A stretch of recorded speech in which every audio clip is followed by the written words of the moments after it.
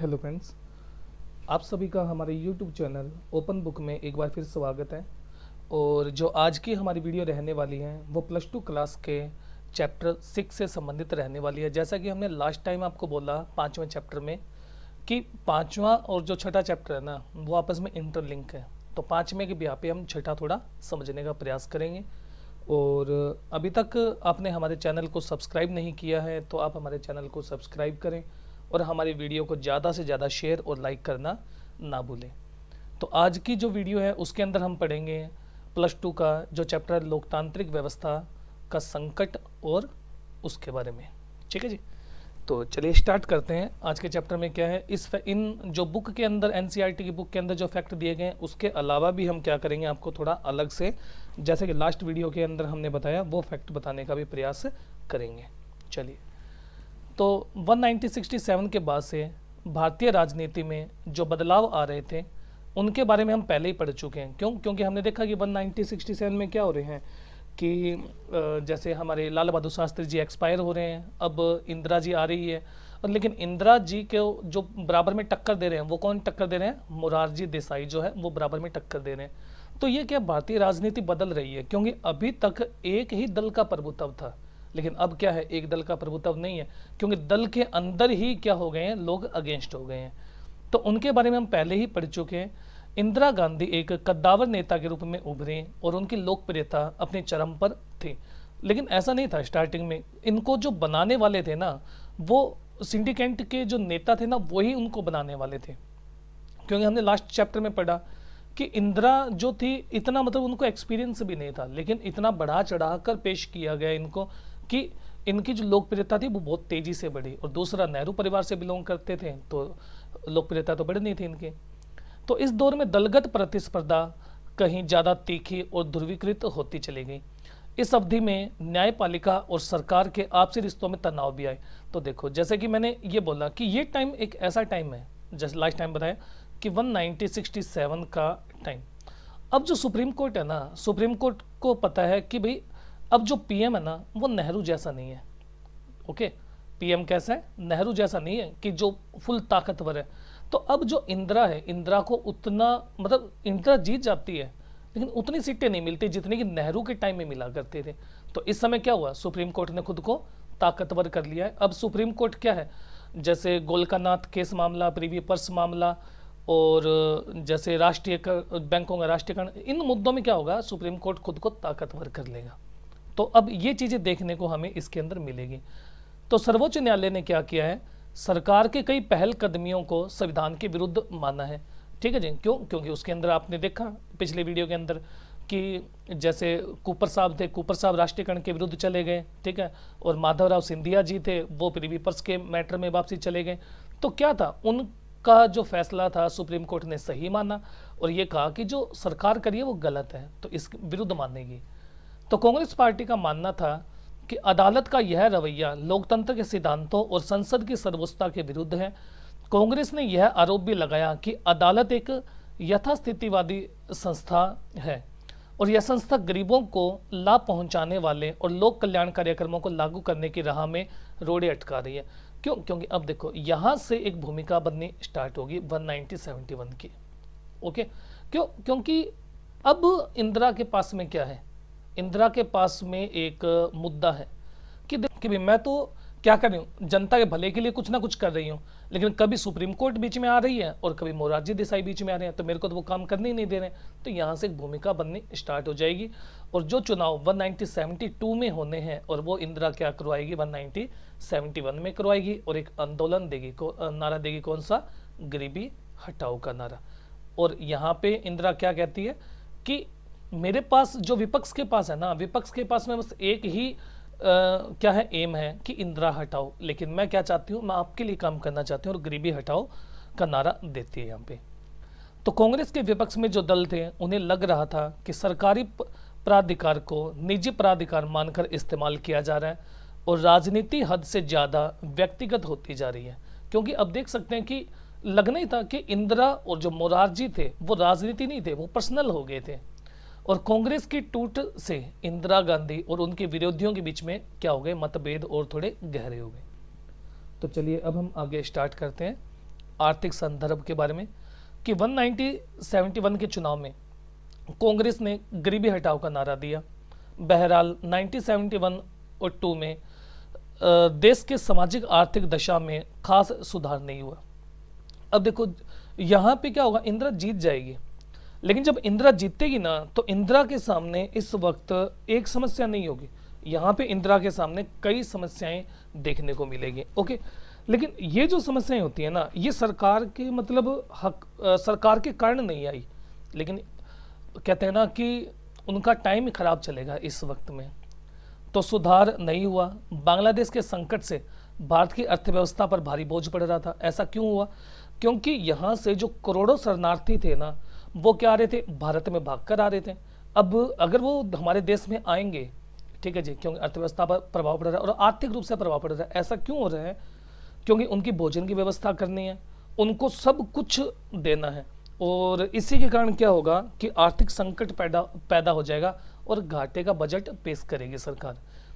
तो लगभग 80 लाख लोग पूर्वी पाकिस्तान की सीमा पार करके भारत में आ गए, और इसके बाद पाकिस्तान से युद्ध भी करना पड़ा, और अमेरिका ने भारत को हर तरह की सहायता देना बंद कर दिया। क्योंकि ये वही टाइम है कि जब क्या करेगा अमेरिका इंडिया को जो अनाज दे रहा है, तो अनाज के अंदर क्या करेगा, डिले करना स्टार्ट कर देगा, और एक प्रेशर बनेगा किसके ऊपर, भारतीय सरकार के ऊपर। तो इस अवधि में अंतर्राष्ट्रीय बाजार में तेल की कीमतों में कई गुना बढ़ोतरी हुई। अब ये देखो, ये जो था, कहते हैं ना कि जब समस्याएं आती है ना एक साथ में आती है, तो पहली समस्या क्या आई? पहली समस्या ये आई कि इंदिरा जीती। ओके, अब इंदिरा जीती तो इंदिरा अपने साथ में क्या लेकर आ रही है, विपक्ष लेकर आ रही है। विपक्ष के बाद में क्या होगा कि बांग्लादेश संकट पैदा हो जाएगा, और बांग्लादेश संकट के बाद में क्या होगा कि ऑयल क्राइसिस बढ़ जाएंगे बहुत बड़ी मात्रा के अंदर, और उसका ऑयल क्राइसिस देखने को मिलेंगे, और बाजार में तेल की कीमतों में कई गुना बढ़ोतरी हुई। अब देखो, अगर तेल का रेट बढ़ेगा तो बाकी जो चीज़ें हैं उनकी कीमत में तो तेज़ी से बढ़ोतरी होगी। अब ये जो बढ़ोतरी हुई ना, ये महंगाई लगभग 20 से 30% की बढ़ोतरी हुई इसके अंदर, महंगाई के अंदर। अब देखो, अगर मैं कह दूं कि इंदिरा ये सब कुछ कर रही थी, तो इंदिरा थोड़ी सब कुछ कर रही थी, तो उनके सामने दिक्कत चल रही थी ये। ओके, अब मेन मुद्दा क्या आएगा, और चीज़ों का कीमत 23% और 1974 में 30% का इजाफा हुआ, और इस तीव्र मूल्य वृद्धि में लोगों को भारी कठिनाई का सामना करना पड़ रहा था। देखो, जो जनता होती है ना, वो ये कभी नहीं सोचती कि महंगाई बढ़ रही है, किसके कारण बढ़ रही है। बस उनको मतलब ये है कि महंगाई बढ़ रही है, इस सरकार के कार्यकाल में बढ़ रही है, तो जिम्मेदारी सरकार है।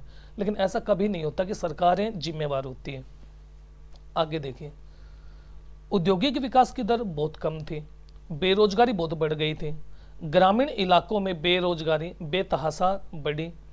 खर्चों को कम करने के लिए सरकार ने अपने कर्मचारियों का वेतन कम किया, सरकारी कर्मचारियों में बहुत असंतोष पनपा, और 1972 और 73 के वर्ष में जो सबसे मेन आग में घी डालने वाला काम किया वो इसने किया कि अकाल पड़ गया। यानी क्या था, देश में सूखा पड़ गया और ज़बरदस्त अकाल था। तो इससे कृषि की पैदावार कम हुई, खाद्यान्न के उत्पादन 8% कम हो गए, और आर्थिक स्थिति की बदहाली को लेकर पूरे देश में असंतोष का माहौल था। और इस स्थिति में गैर कांग्रेसी पार्टियों ने बड़े कारगर तरीके से जन विरोध की अगुवाई की। अब कांग्रेस के गैर कांग्रेसी कौन होंगे, वही आ जाएंगे सारे सीपीआई और समाजवादी साम्यवादी पार्टियां, ये जो भी मार्क्सवादी और ये पार्टी थी। और 1960 के दशक से छात्रों के बीच में विरोध के स्वर उठने लगे थे, और ये स्वर इसी अवधि में और ज़्यादा मतलब क्या हो जाएंगे, उजागर होंगे। देखो, इंदिरा गांधी की सरकार को सबसे ज़्यादा जो परेशान करेंगे ना, ये छात्र संघ ही सबसे ज़्यादा परेशान करेंगे। और कैसे करेंगे, तो अब देखते हैं। और संसदीय राजनीति में विश्वास न रखने वाले कुछ मार्क्सवादी समूह की सक्रियता भी इस अवधि में और बढ़ी। इन समूह ने मौजूदा राजनीति प्रणाली और पूंजीवादी व्यवस्था को खत्म करने के लिए हथियार उठाए और राज्य विरोधी टेक्निकों का सहारा लिया। ये समूह मार्क्सवादी लेनिनवाद अथवा नक्सलवादी के नाम से जाने गए, और ऐसे समूह पश्चिम बंगाल में सबसे ज़्यादा सक्रिय हुआ, जो कि नक्सलवाड़ी और इस साइड वाला जो एरिया था यहाँ पे देखने को मिला। और बंगाल की सरकार ने इन्हें दबाने के लिए कठोर कदम उठाए भी उन्होंने। अब देखो, 1971 में इंदिरा जीत चुकी है। जो सबसे मेन समस्या आएगी ना, वो ये समस्या आएगी गुजरात और बिहार के आंदोलन की समस्या। चलिए अब हम क्या करते हैं, थोड़ा सा इसको समझने का प्रयास करते हैं भाई मेन मुद्दा क्या था यहाँ पे, और इसके साथ में हम क्या करेंगे, थोड़ा सा एक्स्ट्रा एडिशनल फैक्ट भी आपको बताएंगे, ताकि ये जो मुद्दे थे ना आपको बहुत अच्छे से और बहुत आराम से समझ आ जाए। ठीक है जी, तो चलिए देखते हैं हमारे पास में इसमें क्या दिक्कत आएगी और क्या दिक्कत नहीं आएगी। गुजरात और बिहार दोनों ही राज्यों में कांग्रेस की सरकार थी। यहाँ के छात्र आंदोलन ने इन दोनों प्रदेशों की राजनीति पर गहरा प्रभाव डाला, क्योंकि देखो अब आपने देखा कि दिक्कत चल रही है, ठीक है, मतलब अकाल और ये जो भी चीज़ें चल रही हैं, तो ये दिक्कत आने वाली है। ये एक मतलब दो ही दिक्कत नहीं आएगी, गुजरात और बिहार के साथ में एक रेलवे हड़ताल भी आएगी, ओके, जो कर्मचारी हड़ताल होगी। लेकिन उस हड़ताल पे क्या करेगी सरकार, मतलब बहुत आराम से काबू पा ले, क्योंकि सरकार पहले गुजरात और बिहार दो जगह मार खा चुकी है, तो वो यहाँ पे किसी प्रकार की कोई ढील नहीं बरतेगी। ठीक है, तो चलिए देखते हैं क्या है।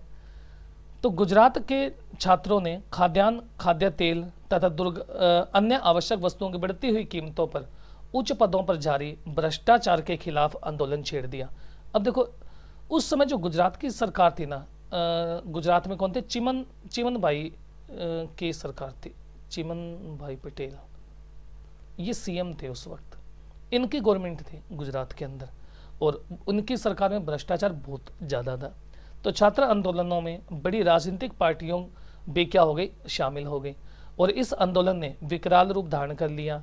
तो ऐसे में गुजरात में राष्ट्रपति शासन लगा दिया गया और विपक्षी दलों ने राज्य की विधानसभा के लिए दोबारा चुनाव करवाने की मांग की। अब देखो यहाँ पे जो विपक्षी दल है ना, ये और कोई नहीं है, ये वही है, कौन, मोरारजी देसाई, मोरारजी देसाई। ठीक है जी, यही क्या है मेन यहाँ पे आंदोलन को भड़काने का काम कर रहे हैं। और मोरारजी देसाई जो है ने कहा कि अगर राज्य में नए सिरे से चुनाव नहीं करवाया जाएगा तो मैं अनिश्चितकालीन भूख हड़ताल पर बैठ जाऊंगा। मोरारजी अपने कांग्रेस के दिनों में इंदिरा गांधी के मुख्य विरोधी रहे। अब ये मुख्य विरोधी तो आपको उम्मीद करता हूँ समझ आ गया होगा कि ये मुख्य विरोधी कब बने। ये मुख्य विरोधी बने हैं 1967 में, क्योंकि उस समय मोरारजी देसाई को पीएम बनना था, लेकिन उनकी जगह पीएम कौन बन जाती है, इंदिरा पीएम बन जाती है। तो विपक्ष दलों द्वारा समर्थित छात्र आंदोलन के गहरे दबाव में 1975 के जून में विधानसभा के चुनाव हुए और कांग्रेस इस चुनाव में हार गई। ठीक है जी, तो उम्मीद करता हूँ आपको इतनी बात समझ आई होगी। और 1974 के मार्च माह में बढ़ती हुई कीमत, खाद्यान्नों के अभाव, बेरोजगारी के भ्रष्टाचार के खिलाफ बिहार में छात्रों ने आंदोलन छेड़ दिया।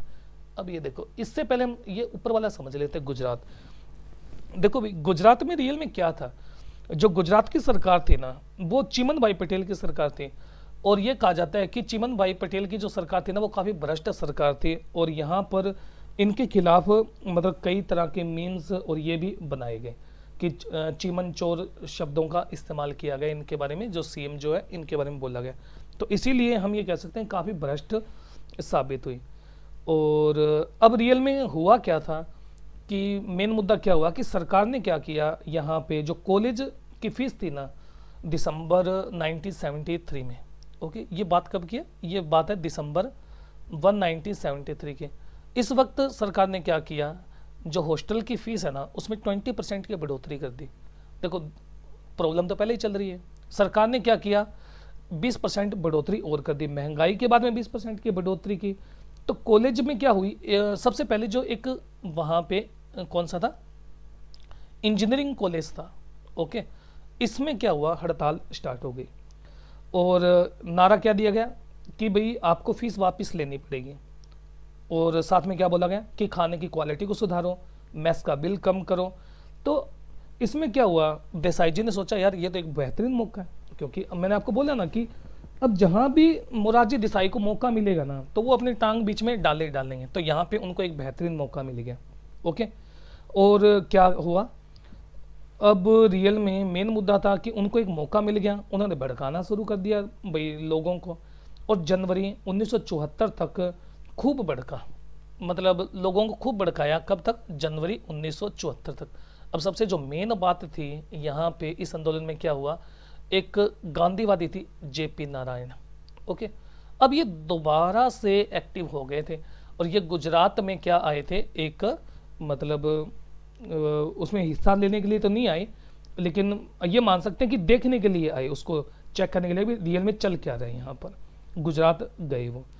अब इसमें क्या हुआ, बहुत ज़्यादा भड़का रहे हैं, यूनिवर्सिटी बंद कर दी है। बस एक मांग थी कि विधानसभा को भंग कर दो, जैसा कि अभी हमने यहाँ पे पढ़ा, और लास्ट में वो विधानसभा भंग भी कर देते हैं।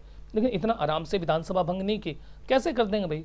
जो ये हमारे चिमन भाई साहब है, इन्होंने क्या कर रखा है, 160 सीटों में से 140 सीटें जीत के आ रहे हैं। अब कोई सरकारियों कह दे कि सेंटर कह दे कि इसको आपको करना है, अगले पास में बहुमत है, आप कैसे हटा देंगे, हटा ही नहीं सकते इसको। तो साथ में मेन मुद्दा ये है भाई 140 सीटें जीत रखी है, और दूसरा क्या है, ये कांग्रेस का है।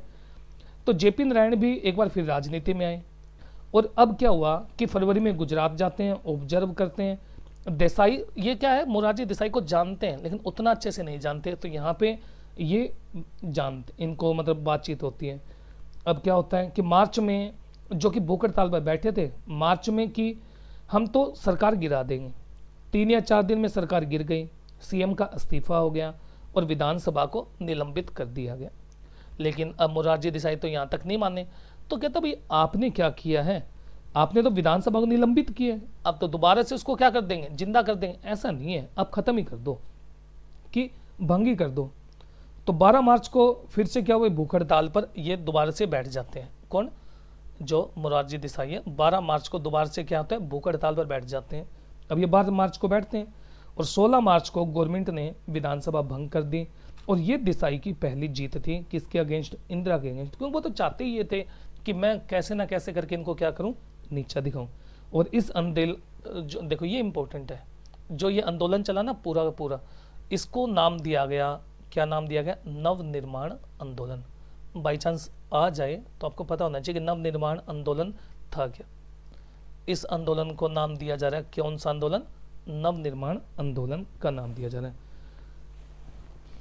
चलिए अब हम क्या करते हैं, देखो ये मतलब मेन मुद्दा पता क्या था इसमें ना, और भी बहुत सी दिक्कतें आई। दिक्कतें क्या आई कि लोगों ने क्या किया, जो विधानसभा के मतलब थे ना, विधायक थे, उनके घरों का वो किया गया, बड़ी मात्रा में धरने दिए गए। लगभग ये बोला जाता है कि इतना उन पर प्रेशर था कि 95 इस्तीफे दिलवा दिए विधायकों के, डरा धमका के। अब इंदिरा को यूं लगा कि भाई अगर मैंने गुजरात में यूं छोड़ दिया तो बहुत दिक्कत आ जाएगी, कि आज 95 विधायकों को डराया जा रहा है, धमकाया जा रहा है, उनके घरों में आग लगाई जा रही है, घेराव किया जा रहा है, तो 95 इस्तीफे दिए। तो अब इंदिरा ने क्या किया, यहाँ पे एक अमेंडमेंट करती है, यानी एक 33वां संशोधन करती है।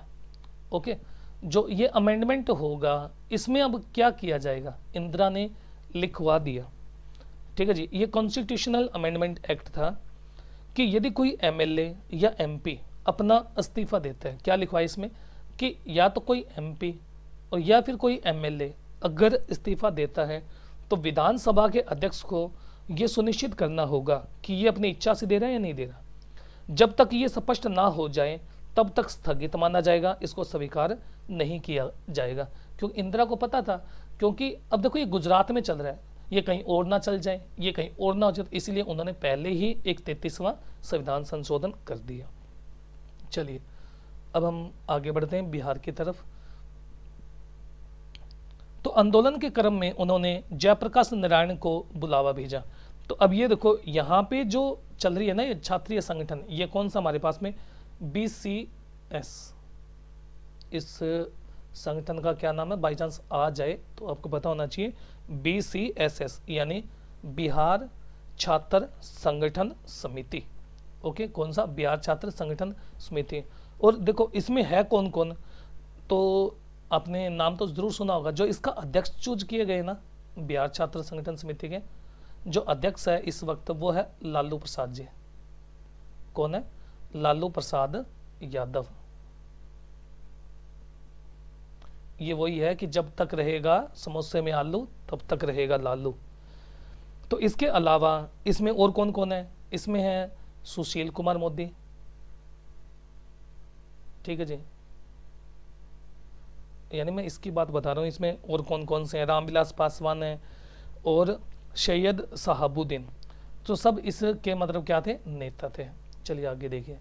आंदोलन के इस क्रम में इन्होंने जयप्रकाश नारायण को बुलावा भेजा, क्योंकि इनको पता था कि अभी हमें लोग जानते नहीं है, अगर जेपी आ जाएंगे तो हमारे आंदोलन को क्या मिलेगा, बहुत ज़्यादा अहमियत मिलेगी। तो जेपी तब तक सक्रिय राजनीति छोड़ चुके थे और सामाजिक कार्यों में लगे हुए थे। तो छात्रों ने अपने आंदोलन की अगुवाई के लिए क्या किया, जेपी नारायण को पत्र भेजा है। जेपी ने छात्रों का निमंत्रण इस शर्त पे स्वीकार किया कि आंदोलन अहिंसक रहेगा। यानी आप मतलब देखो, अभी मैंने बोला कि ये गांधीवादी थे, अगर गांधीवादी थे तो हिंसा से दूर रहेंगे, अहिंसक रहेगा। और इन्होंने कहा कि भाई मैं बिहार तक सीमित नहीं रखूंगा। ये एक तरह से साम्यवादी सोच रख रहे हैं कि मैं क्या करूंगा, टोटली चेंज करने की बात करेंगे इसके अंदर। तो राष्ट्रव्यापी अपील हुई, जीवन के हर क्षेत्र के लोग अब आंदोलन में आ जुड़े।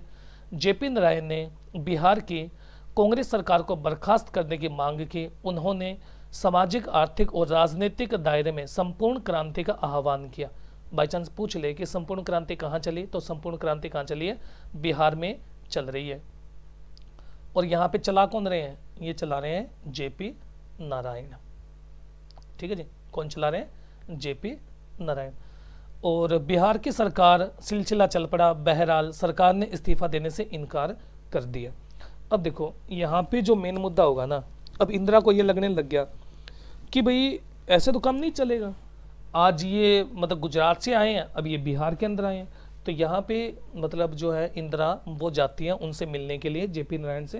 कहते सर आप ऐसे करें कि अगर आपको ये चाहते हैं कि मैं बिहार की कर दूँ सरकार निलंबित, तो मैं कर दूंगी, कोई दिक्कत नहीं है, ओके, लेकिन मेरी एक शर्त है, आप ये कहीं और नहीं जारी रखेंगे। लेकिन जेपी ने तो पहले ही बोल रखा था कि मैं ये आंदोलन बिहार तक सीमित नहीं रखूंगा, मैं इसको आगे भी बढ़ाऊंगा। तो इसीलिए सरकार क्या हो जाती है, यहाँ पे थोड़ी स्ट्रोंग हो जाती है, थोड़ा टाइट मतलब एक्शन लेती है। और इस आंदोलन में क्या है, जो 3 स्टूडेंट है ना उनकी मृत्यु हो जाती है। और इसमें सबसे मेन प्रॉब्लम यही आती है। तो आंदोलन का प्रभाव राष्ट्रीय जनता पर पड़ना शुरू हुआ। जयप्रकाश नारायण चाहते थे कि यह आंदोलन देश के दूसरे हिस्सों में भी फैले। तो जेपी ने क्या किया, नेतृत्व चल रहे आंदोलन के साथ ही रेलवे कर्मचारियों जो कर्मचारी थे उन्होंने भी एक राष्ट्रव्यापी हड़ताल का आह्वान कर दिया। देखो इसके अंदर तो हम क्या करते हैं भाई, थोड़ा सा बता देते हैं कि राष्ट्र जो व्यापी हड़ताल थी वो रियल में क्या थी। ये जो हड़ताल थी ना, रियल में क्या बोला जाता था कि एक कर्मचारी था रेलवे के अंदर, सबसे जो मेन प्रॉब्लम चल रही थी वो ये हड़ताल स्टार्ट की थी all Indian railway men's federation ने। और जो इसके अध्यक्ष थे ना, जो इसके अध्यक्ष थे वो कौन थे, जॉर्ज फर्नांडिस, और एक तेज क्रांतिकारी नेता थे ये। तो इसमें क्या थे, ये जॉर्ज फर्नांडिस थे ना, ये इंदिरा के अगेंस्ट खड़े भी हो चुके थे, और लेकिन 3 ही सीट जीत पाए थे। तो इनके प्रभाव के कारण ही रेलवे कर्मचारियों को क्या मिलने लगा था, पीएलबी एक हमारे पास में क्या मिलने लगा था, इन्हीं के प्रयासों के कारण जो रेलवे कर्मचारी उनको पीएलबी मिलना स्टार्ट हुआ था, यानी प्रोटेक्टिव लिंक बोनस। यानी रियल में था क्या, ये जो लोकोमोटिव स्टाफ होता है ना, जो एग्जाम्पल के तौर पर कोई गाड़ी चल रही है, ओके, अब ये बोला जाता था ये गाड़ी अगर चलेगी तब तक उनकी ड्यूटी रहेगी। लेकिन कई बार जो गाड़ी का सफ़र होता था 2-2 या 3-3 दिन का सफ़र होता था, लेकिन बाकी की ड्यूटी 8 घंटे 9 घंटे या 10 घंटे के फिक्स थे। लेकिन इनके कोई एक फिक्स हमारे पास में नहीं थे, लेकिन उन्हें पैसे भी नहीं मिलते थे। भाई आप इतनी दूर तक सफ़र कर रहे हैं तो उसका कोई पैसा मिले।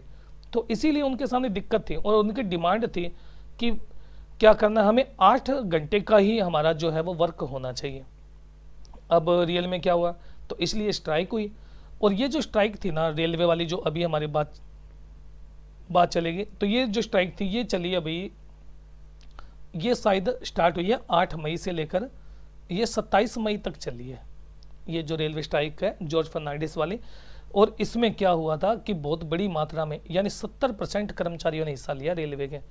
लेकिन अब देखो, अगर गवर्नमेंट का विभाग ही गवर्नमेंट के खिलाफ हड़ताल में आ जाएगा तो गलत हो जाएगा। तो इस बार गवर्नमेंट किसी भी प्रकार का मतलब वो नहीं रखने वाली थी, पूरा हिसाब किताब करने वाली थी, यानी बिहार का और गुजरात वालों का। और इंदिरा के सामने सबसे बड़ी पता है क्या दिक्कत थी यहाँ पे, इसमें क्या हड़ताल के अंदर दिक्कत आई कि जो उनकी सरकार का राष्ट्रपति है, यानी कौन उस समय कौन थे, वीवी गिरी साहब थे उस समय, और वो क्या रखते थे, इस हड़ताल के साथ में थे, समर्थन में थे और उनके साथ में सहानुभूति रख रहे थे।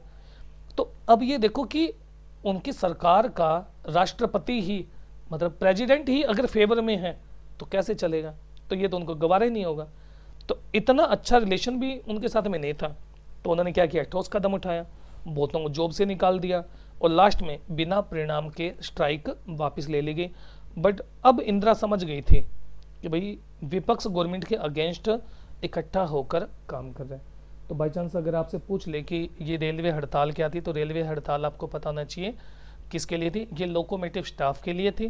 क्यों? क्योंकि इन्हें 8 घंटे से ज़्यादा काम करना पड़ता था, ओके, और इनको सैलरी भी उतनी दी जाती थी। ये कहते या तो हमें 8 घंटे काम दो, नहीं तो हमें सैलरी ज़्यादा दो, और इसीलिए इन्हीं के प्रयासों से इनको प्रोटेक्टिव लिंक बोनस भी मिलना स्टार्ट हुआ।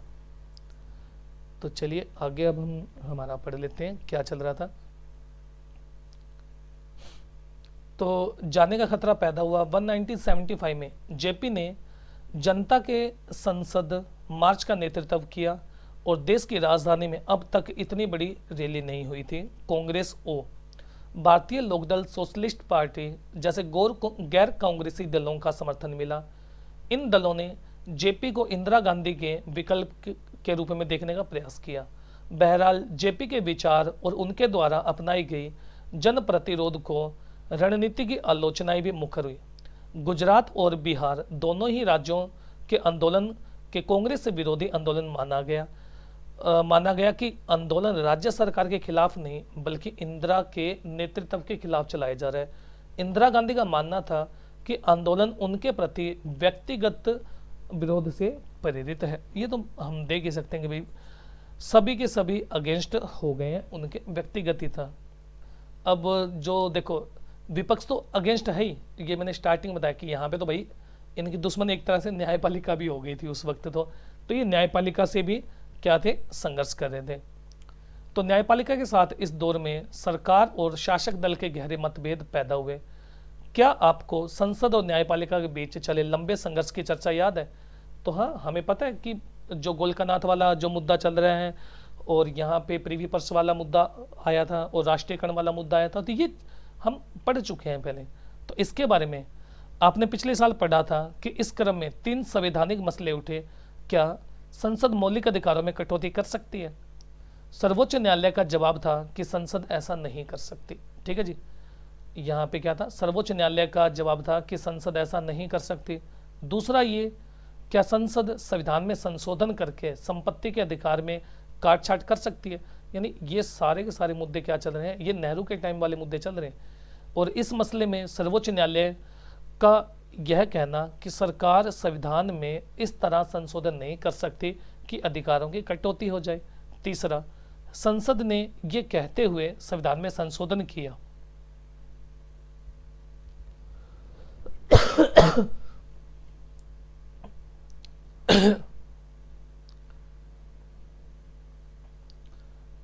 कि संविधान में इस तरह संशोधन नहीं कर सकती, अधिकारों की कटौती हो जाए।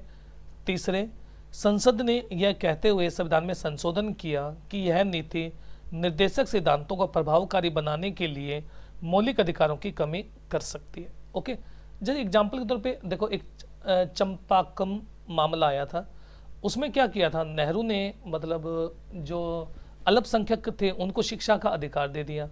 उसने कहा भाई, इस मामले में ये बोला गया कि भाई देखो नेहरू जी, आपने अपने नीति निर्देशक सिद्धांतों की तो प्रतिपुष्टि कर दी, चलो आपने नीति निर्देशक सिद्धांतों का पालन कर दिया, लेकिन मेरे मौलिक अधिकारों का क्या?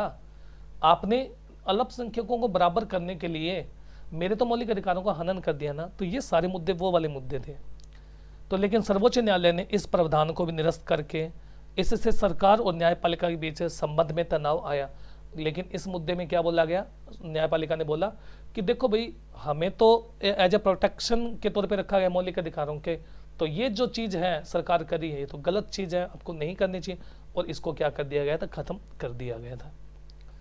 लेकिन सर्वोच्च न्यायालय ने इस प्रावधान को निरस्त कर दिया। इससे सरकार और न्यायपालिका के बीच संबंधों में क्या आ गया, तनाव आ गया। और यहाँ पे क्या है, नेहरू स्ट्रॉन्ग है तो सुप्रीम कोर्ट क्या है, इस वक्त कमजोर है। और 1967 में सुप्रीम कोर्ट ताकतवर है और सरकार क्या है, कमजोर है। और इस संकट की परिणति केशवानंदन भारती के मशहूर मुकदमे के रूप में सामने आई। इस मामले में सर्वोच्च न्यायालय फैसला सुनाया कि संविधान का एक बुनियादी ढांचा है, यानी जो संविधान है वो क्या है, एक बुनियादी ढांचा है और इस ढांचागत विशेषताओं में संशोधन नहीं कर सकते। देखो रियल में कई लोग ना इस मुद्दे के बारे में पूछते हैं कि सर ये केशवानंदन जो भारतीय मामला था ना 1973 वाला, ये था तो सही, इसमें जो केशवानंदन साहब थे वो हार गए थे जीत गए थे? देखो भाई रियल में यहाँ पे केशवानंदन भारती हार गए थे। ओके, केशवानंदन भारती जो थे वो हार गए थे। क्यों?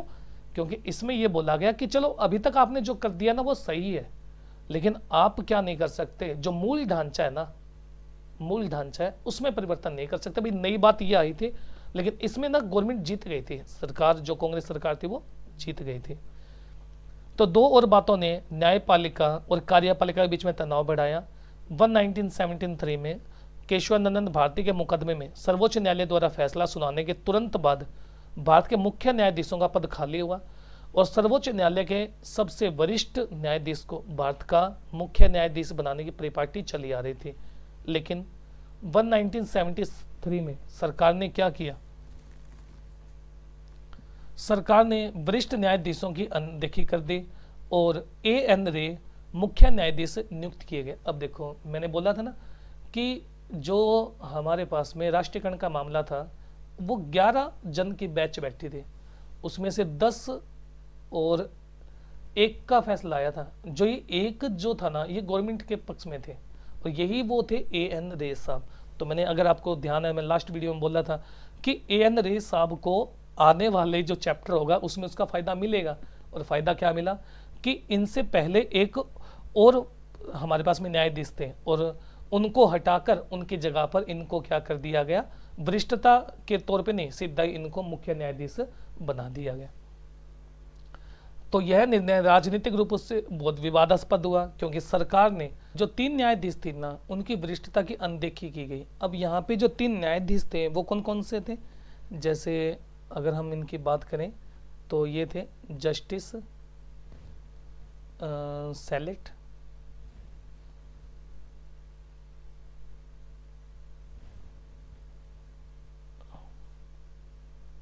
जस्टिस सेलेक्ट, जस्टिस ग्रोवर और हेगड़े साहब। तो इनमें क्या हुआ, इनके बजाय जैसे अगर वरिष्ठता के क्रम में कहें तो A.N. रे से पहले ये आते थे, लेकिन क्या किया गया, A.N. रे साहब को वरिष्ठता को मतलब दरकिनार करके इनको बना दिया गया। तो अब क्या किया, इन तीनों ने यहाँ से इस्तीफा दे दिया। ओके, तो इस मामले में उन्होंने सरकार, और ये मतलब ये नहीं है कि यहीं पे ये खत्म हो गया, ये A.N. रे के साहब के बाद में भी आगे भी यही चीज चलती रहेगी। ओके, उन्होंने सरकार के इस कदम के विरुद्ध फैसला दिया और ऐसे में संविधान की व्याख्या और राजनीतिक विचारधाराओं का बड़ी तेजी से घालमेल हुआ। जो लोग प्रधानमंत्री के नजदीक थे वे एक प्रतिबद्ध न्यायपालिका तरह नौकरशाही की जरूरत के बारे में बातें करने लगे, विधायिका और कार्यपालिका की सोच के अनुकूल आचरण करें। इस संघर्ष का चरम बिंदु तब आया जब एक उच्च न्यायालय ने इंदिरा गांधी के निर्वाचन को अवैध ही करार दे दिया। तो यानी ये जो अवैध करार दिया था ना, ये पता उस मतलब ये भी उसी वक्त का ही जो चल रहा था हमारे पास में, जो अभी हमने पढ़ा। अब देखिए रियल में क्या होगा, ये जो एनसीईआरटी की बुक है, एनसीईआरटी की बुक में मतलब लगभग आपको थोड़ा थोड़ा बताया गया है। अभी इसके बीच में आपको बहुत कुछ मतलब पढ़ना है। अभी ऐसा क्या चीज़ थी, क्या मतलब मेन मुद्दा हुआ कि इंदिरा को आपातकाल लगाना पड़ा, इतनी मतलब क्या प्रॉब्लम आ गई कि उनको आपातकाल तक की सोचनी पड़ी। ठीक है जी, चलिए देखते हैं क्या है हमारे पास में। क्या है कि 12 जून 1975 के दिन इलाहाबाद उच्च न्यायालय के न्यायाधीश जगमोहन लाल सिन्हा ने एक फैसला सुनाया और इस फैसले में उन्होंने लोकसभा के लिए इंदिरा गांधी के निर्वाचन को अवैधानिक करार दे दिया। और न्यायमूर्ति ने यह फैसला समाजवादी नेता राजनारायण द्वारा दायर एक चुनाव याचिका के मामले में सुनाया। जो राजनारायण इंदिरा गांधी के खिलाफ 1971 में बतौर उम्मीदवार चुनाव में खड़े हुए और याचिका में इंदिरा गांधी के निर्वाचन को चुनौती देते हुए तर्क दिया कि उन्होंने चुनाव प्रचार में सरकारी कर्मचारियों की सेवाओं का इस्तेमाल किया था। और उच्च न्यायालय के इस फैसले का मतलब ये था कि कानूनन अब इंदिरा गांधी सांसद नहीं रही और अगले 6 महीने की अवधि में दोबारा सांसद निर्वाचित नहीं होती तो क्या करना पड़ेगा, प्रधानमंत्री के पद पर कायम नहीं रह सकती। और 24 जून 1975 को सर्वोच्च न्यायालय ने उच्च न्यायालय के इस फैसले पर क्या कर दिया, मतलब पूर्ण रूप से स्टे नहीं दिया, पार्शली स्टे दे दिया और कहा कि जब तक इसका फैसला नहीं आ जाता या अपील की सुनवाई नहीं हो जाती तो इंदिरा गांधी सांसद तो बनी रहेगी लेकिन लोकसभा में कार्रवाई में हिस्सा नहीं लेगी। यानी यहाँ पे जो था इंदिरा गांधी के लिए बहुत बुरा टाइम था कि भाई आपको क्या करना है, लोकसभा में जाना है, अटेंडेंस लगाओ और अपने घर पे आ जाओ, आपको किसी प्रकार का कोई वोटिंग करने का अधिकार नहीं है, आपको कोई कार्रवाई में हिस्सा लेने का अधिकार नहीं है। तो ये जो समस्याएं थी इनके सामने थोड़ा देखने को मिली।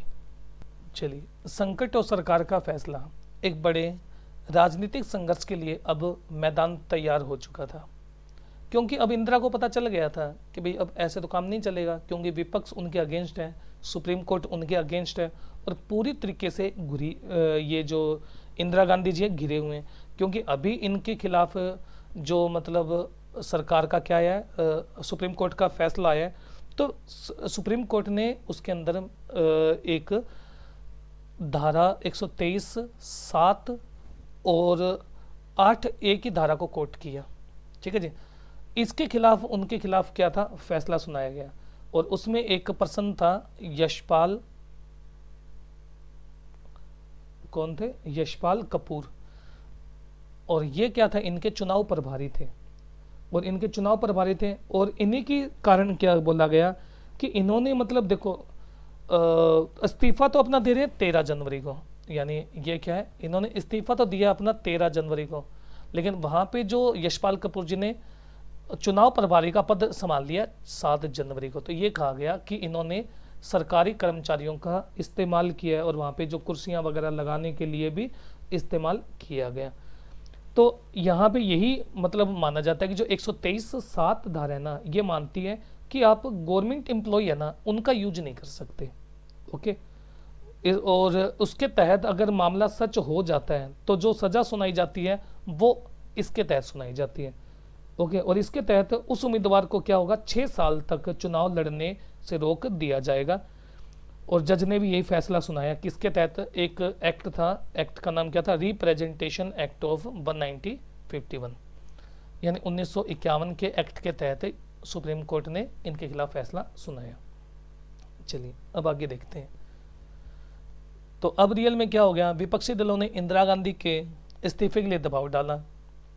इन दलों ने 25 जून 1975 को दिल्ली के रामलीला मैदान में एक विशाल प्रदर्शन किया जिसमें जेपी बोलने वाले थे।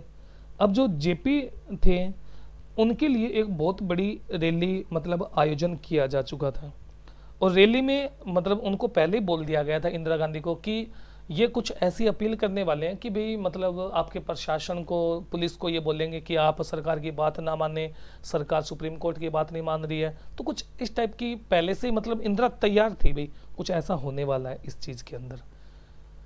और राष्ट्रव्यापी सत्याग्रह की घोषणा की। जेपी ने वही बात दोहराई, पुलिस और सेना को आह्वान किया कि सरकार के अनैतिक और अवैधानिक आदेशों का पालन ना करें।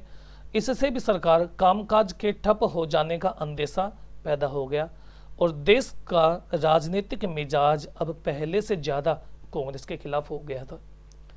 सरकार ने इन घटनाओं को मद्देनजर जवाब में आपातकाल की घोषणा कर दी और 25 जून 1975 के दिन सरकार ने घोषणा की कि देश में आंतरिक गड़बड़ी की आशंका के कारण इस तर्क के साथ उन्होंने संविधान का अनुच्छेद 352, अभी तक देखो पहले आपातकाल लगा हुआ है लेकिन ये आंतरिक गड़बड़ी के आधार पर लगाया जा रहा है, तो प्रावधान लगाया गया और बाहरी अथवा अंदरूनी गड़बड़ी की आशंका होने पर सरकार आपातकाल लागू कर सकती है। सरकार का निर्णय था कि गंभीर संकट की घड़ी आने पर इस वजह से आपातकाल की घोषणा की जा सकती है और तकनीकी रूप से देखें तो ऐसा करना सरकार की शक्तियों के दायरे में, क्योंकि हमारे संविधान में सरकार को आपातकाल की स्थिति में विशेष शक्तियां क्या होती है, प्राप्त हो जाती है। आपातकाल की घोषणा के साथ ही शक्तियों के बंटवारे का संघीय ढांचा व्यावहारिक तौर पे क्या होता है, निष्प्रभावी हो जाता है और सारी शक्तियां किसके हाथ में आ जाती है, यहाँ पे केंद्र सरकार के हाथों में आ जाती है। तो अब ऐसी स्थिति किसी अथवा सभी मौलिक अधिकारों पर रोक लगा सकती है अथवा उनमें कटौती कर सकती है।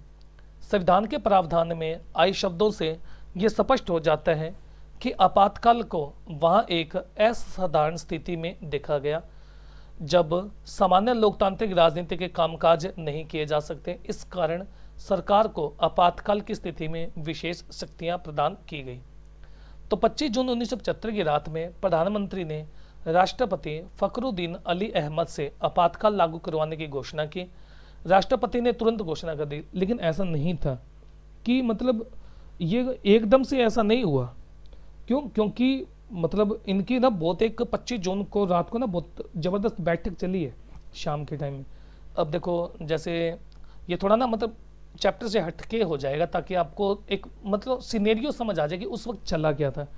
देखो ये बात पता क्या है उस वक्त की है कि 25 जून को भी अब फैसला हो गया कि भाई कुछ ये ऐसा करने वाले हैं, विपक्ष उनके खिलाफ हो गए हैं। तो अब इंदिरा ने सोचा कि यार ये तो दिक्कत हो जाएगी। अब सब लोग ना मीटिंग में बैठे रात शाम के टाइम में। अब शाम के टाइम में मीटिंग में कौन बैठे हैं? मीटिंग में बैठे हैं भाई अब तो एक तो संजय गांधी है इनके साथ में। इंदिरा गांधी की सरकार गिराने में कहीं ना कहीं संजय गांधी का बहुत अहम रोल था, क्या माना जाता है इस चीज़ के अंदर। क्यों? क्योंकि इनके फैसले बहुत ज़बरदस्त थे। संजय गांधी बैठे हैं। अब संजय गांधी के जो मित्र हैं कौन? बंसीलाल जी, हरियाणा के सीएम। तो बंसीलाल इनके साथ में बैठे हैं। अब बंसीलाल के साथ में कौन है? बंसीलाल के साथ में है राजीव एंड सिद्धार्थ शंकर राय और पश्चिम बंगाल के सीएम आर के धवन।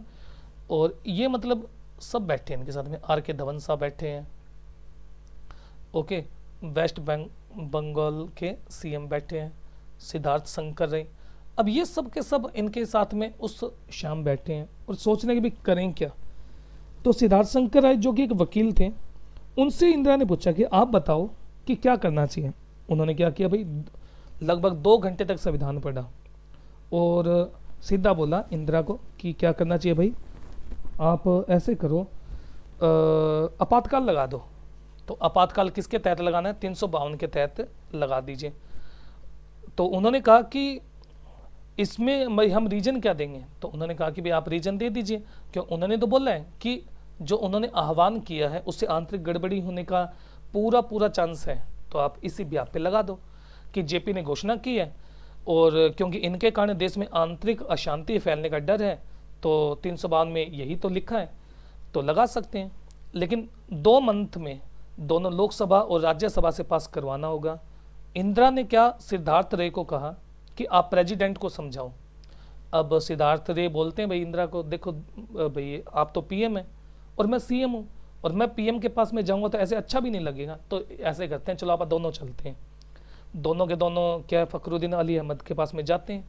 कौन कौन जा रहे हैं यहाँ पे? इस समय सिद्धार्थ शंकर रे जा रहे हैं और इंदिरा जी जा रहे हैं। प्रेसिडेंट को समझाया कि भाई देखो अशांति फैल सकती है, आपातकाल लगाना है, जरूरी है। तो फखरुद्दीन अली अहमद साहब ने पूछा कि भाई आपने कैबिनेट से पूछ लिया क्या? तो उन्होंने कहा आप उसकी टेंशन ना लो, उनसे हम पूछ लेंगे, आप ये बताओ लगाएं या ना लगाएं। उन्होंने कहा ठीक है जी कोई बात नहीं, लगा दीजिए। और इंदिरा ने कहा कि चलो मैं ऑर्डर भिजवा देती हूँ। तो आपातकाल के एंड पीएन धर ने ऑर्डर की भाषा तैयार की, आर के धवन जी को भेजा गया और उन्होंने साइन करवाया। प्रेसिडेंट के पास में आए। अब जो मतलब बॉल थी वो किसके पाले में थी? संजय गांधी के पाले में थी। अब रियल में संजय गांधी और बंसीलाल जी क्या सोच रहे थे? वो इसी के पक्ष में थे, जिन्होंने तंग किया है उसको उठा के जेल में डाल दो। तो सिद्धार्थ शंकर इसके पक्ष में नहीं थे। लेकिन अब मेन मुद्दा है भाई क्या है, संजय गांधी जी इंदिरा के बेटे हैं, चलनी तो उन्हीं की है, तो चली भी उन्हीं की। अब रियल में क्या हुआ, जितने भी ये नेता थे ना, रात को 3 बजे सारों को उठा लिया। जितने भी नेता थे सारों को 3 बजे उठा लिया और जेल में डाल दिया। अब यहाँ पे जैसे जो जेपी नारायण जैसे बड़े बड़े और देसाई जैसे बड़े बड़े नेता थे, उनको क्या किया? उनको भी उठा लिया गया और उनको कहाँ डाला गया? जेपी नारायण जी को ले जाया गया हरियाणा के हरियाणा के एक गेस्ट हाउस में ले गए इनको। ओके, एक गेस्ट हाउस में ले गए जो कुरुक्षेत्र के, कौन सा, के कुरुक्षेत्र सोहना का गेस्ट हाउस था, उसमें इनको रखा गया। और यूँ नहीं है कि इनको ही उठा लिया गया, इनके अलावा जैसे देखो भाई उस समय गायत्री देवी महारानी थी, विजय राय सिंधिया, इन सबको उठा लिया गया, जेल में डाल दिया गया। अब रियल में क्या हुआ, कि 26 जून अगली सुबह आई, सुबह 6 बजे की मीटिंग हुई, सब कैबिनेट को बुलाया गया, मीटिंग में सारे मंत्री बुलाए गए। और मीटिंग में जो थे ना, केवल 8 ही मंत्री आए उस वक्त, जो कैबिनेट मंत्री थे वो 8 ही मंत्री आए, क्योंकि जो 9 मंत्री थे ना उसमें दिल्ली में नहीं थे, तो जितने भी थे उतने चले आए भाई आराम से, कोई दिक्कत नहीं है। तो सबसे पहले उनको क्या किया गया, नहीं तो कुछ यूँ बचा भाई आओ और कैसे हो, सीधा उनको जो गिरफ्तार किए उनकी क्या कर दी, एक लिस्ट पकड़ा दी। अब लिस्ट पकड़ा दी तो वो तो लिस्ट पढ़ रहे थे। अब एक मंत्री ने पूछ लिया भाई ये गिरफ्तारी कैसे हुई है, और उस मंत्री का नाम क्या था, स्वर्ण सिंह, ठीक है जी। इन्होंने पूछ लिया, ये रक्षा मंत्री थे, कहते भाई आपने ये जो लगाया आपातकाल गिरफ्तारी की है ये किसके तहत की है। तो इंदिरा गांधी ने बस कुछ जवाब नहीं दिया, कहता कि भाई हमने एक कानून मीसा के तहत की है। और आपको ध्यान होगा कि इस वक्त ना लालू प्रसाद, जो ये आंदोलन है ना, इसी वक्त लालू प्रसाद यादव की बेटी पैदा होती है, और उसका नाम क्या रख दिया जाता है, इसी एक्ट के नाम पर मीसा भारती रख दिया जाता है, ठीक है। तो ये उसी से संबंधित है। तो यहाँ पे क्या हो गया, मीसा के तहत हमने लगाया। तो मीसा देखो रियल में है क्या, ये है एक maintenance of internal security act, ठीक है जी। और ये कब का है, ये 1971 का है, कि अगर कोई भी आंतरिक गड़बड़ी होती है तो उसके तहत पर आप क्या कर सकते हैं, आपातकाल लगा सकते हैं। जो अब रियल में क्या हो गया, इन्होंने पूछा, मीटिंग चली लगभग आधे घंटे चली, और क्या भाई चलो भाई हो गया सब कुछ। अब संजय गांधी जाते हैं इंद्र कुमार गुजराल के पास में, और उस समय क्या था, देखो यहाँ से ये पता चलेगा आपको कि कितना डिक्टेटरशिप में थे, ओके, सारे के सारे। तो संजय गांधी जाते हैं इंद्र कुमार गुजराल जी के पास में, जो उस वक्त क्या थे, सूचना प्रसारण मंत्री थे, और उनको बोला कि भाई ऐसे करना है, आज जो टीवी और अखबार पे कोई भी खबर आएगी ना, तो सीधा लाइव टेलीकास्ट करने से पहले आपको क्या करना पड़ेगा, मेरे को दिखाना पड़ेगा। लेकिन उन्होंने क्या कहा, भाई मैं तो ऐसा नहीं कर सकता। तो कहता भाई आपको करना पड़ेगा। तो भाई उन्होंने कहा कि नहीं ऐसा नहीं हो पाएगा, क्योंकि ये जो होता है ना ये पूरा कॉन्फिडेंशियल होता है और इसको हम दिखा ही नहीं सकते। तो इसके कारण क्या हुआ कि यहाँ पे बहुत दिक्कत चली, और इसीलिए क्या कर दिया गया, उनको जो गुजराल साहब थे संजय गांधी ने उनको हटा दिया, और उनकी जगह पर क्या किया गया, एक नए मंत्री को अपॉइंट किया गया जिनका नाम था विद्या चंद शुक्ला। ओके, अभी एक ही मंत्री नहीं हटेंगे, और भी हटेंगे। ये जो बेचारे जिन्होंने पूछा भाई क्यों लगा दिया, इनकी जगह अब कौन आ जाएगा, जो उनके फ्रेंड है बंसीलाल जी, और यही इसी वक्त मतलब हमारे यहाँ पे मंत्री बन जाते हैं, और उनको क्या कर दिया जाएगा, अब रक्षा मंत्री बना दिया जाएगा। अब सारा कंट्रोल गवर्नमेंट के हाथ में है, विपक्ष है नहीं। बट अब सोच रही है कि यहाँ पे समझाएं कैसे। अब जेपी नारायण जी के पास में पीएन धर को इंदिरा गांधी भेजती है और बोलती है, जेपी नारायण जी को समझाते हैं कि रियल में आप छोड़ दीजिए, बात खत्म कर दीजिए, 6-7 महीने बाद तो चुनाव है ही, तो आप चुनाव लड़ लीजिए। अब यहाँ पे ये जो चली ना, ये आपातकाल, अगर भाई आपको उम्मीद है कि आपातकाल लगा कैसे, तो इसमें ये चीज़ें की गई। ओके, चलिए नेक्स्ट देखते हैं। ये उस टाइम की जो कटिंग्स हैं। तो नेताओं और कार्यकर्ताओं को गिरफ्तार कर लिया गया। 26 जून के 6 बजे एक विशेष बैठक हुई और उनकी सूचना सबको दे दी गई। परिणाम क्या हुआ, सरकार के इस फैसले से विरोध आंदोलन एक बारगे रुक गया, हड़तालों पर रोक लग गई, क्योंकि पूरी सेना चल रही थी उस वक्त। तो अनेक विपक्षी नेताओं को जेल में भेजा गया और राजनीतिक माहौल में तनाव भरा एक गहरा सन्नाटा छा गया। आपातकालीन प्रावधान के अंतर्गत प्राप्त अपनी शक्तियों पर अमल करते हुए सरकार ने प्रेस की आज़ादी पर रोक लगा दी, क्योंकि अभी देखो, अभी जब मैं जस्ट बता कर आया हूँ आपको कि विद्याचंद्र शुक्ला जी को क्या कर लिया जाता है, उनकी जगह पर अपॉइंट कर दिया जाता है नारायण गुजराल साहब जी की जगह पे। तो समाचार पत्रों में कहा गया कि कुछ भी अपने सांप्रदायिक गड़बड़ी की आशंका के मद्देनजर सरकार ने राष्ट्रीय स्वयं सेवक संघ RSS जमात ए इस्लामी पर प्रतिबंध लगा दिया। धरना प्रदर्शन और हड़ताल की भी अनुमति नहीं दी गई। सबसे बड़ी बात यह हुई कि उस वक्त आपातकालीन प्रावधानों के अंतर्गत नागरिक के विभिन्न मौलिक अधिकार निष्प्रभावी हो गए और उनके पास यह अधिकार भी नहीं था कि मौलिक अधिकारों की बहाली के लिए अदालत का दरवाजा खटखटाया जा सके, क्योंकि वो अदालत भी नहीं जा सकते थे। और अदालत जाएंगे भी कैसे, क्योंकि इस वक्त AN रे जो है ना, सुप्रीम कोर्ट के जो बड़े जज है या न्यायाधीश है, वो अब सरकार की फेवर में आ जाएंगे और यहाँ पर पूरा सपोर्ट करेंगे सरकार को। आपातकाल के दरमियान जो भी चलेगा या कुछ भी कार्रवाई होगी उसमें AN रे साहब बहुत अच्छे से सपोर्ट करेंगे। तो सरकार ने निवारक नजरबंदी को बड़े पैमाने पर इस्तेमाल किया और इस प्रावधान के अंतर्गत लोगों को गिरफ्तार इसीलिए नहीं किया जाता कि उन्होंने कोई अपराध किया है, बल्कि इसके विपरीत उनको एक आशंका के आधार पर ही गिरफ्तार कर लिया जाता है कि कोई अपराध कर ना दे वो। और आपातकाल के दौरान निवारक नजरबंदी अधिनियम यानी ये मीसा एक्ट था, ओके, 1971 का, एक बड़े पैमाने पर गिरफ्तारी की गई। जिन राजनीतिक कार्यकर्ताओं को गिरफ्तार किया गया, बंदी प्रत्यक्षीकरण याचिका का सहारा लेकर अपनी गिरफ्तारी को चुनौती भी नहीं दे सकते थे। ओके, तो गिरफ्तार लोग अथवा उनके पक्ष में किन्हीं और ने उच्च न्यायालय और सर्वोच्च न्यायालय में कई मामले दायर किए, लेकिन सरकार का ये कहना था कि गिरफ्तार लोगों को गिरफ्तारी का कारण बताना कोई जरूरी नहीं है। अनेक उच्च न्यायालयों ने फैसला दिया कि आपातकाल की घोषणा के बावजूद अदालत किसी व्यक्ति द्वारा दायर की गई ऐसी बंदी प्रत्यक्षीकरण याचिका के विचार के लिए स्वीकार कर सकती है, उससे अपनी गिरफ्तारी को चुनौती दी है।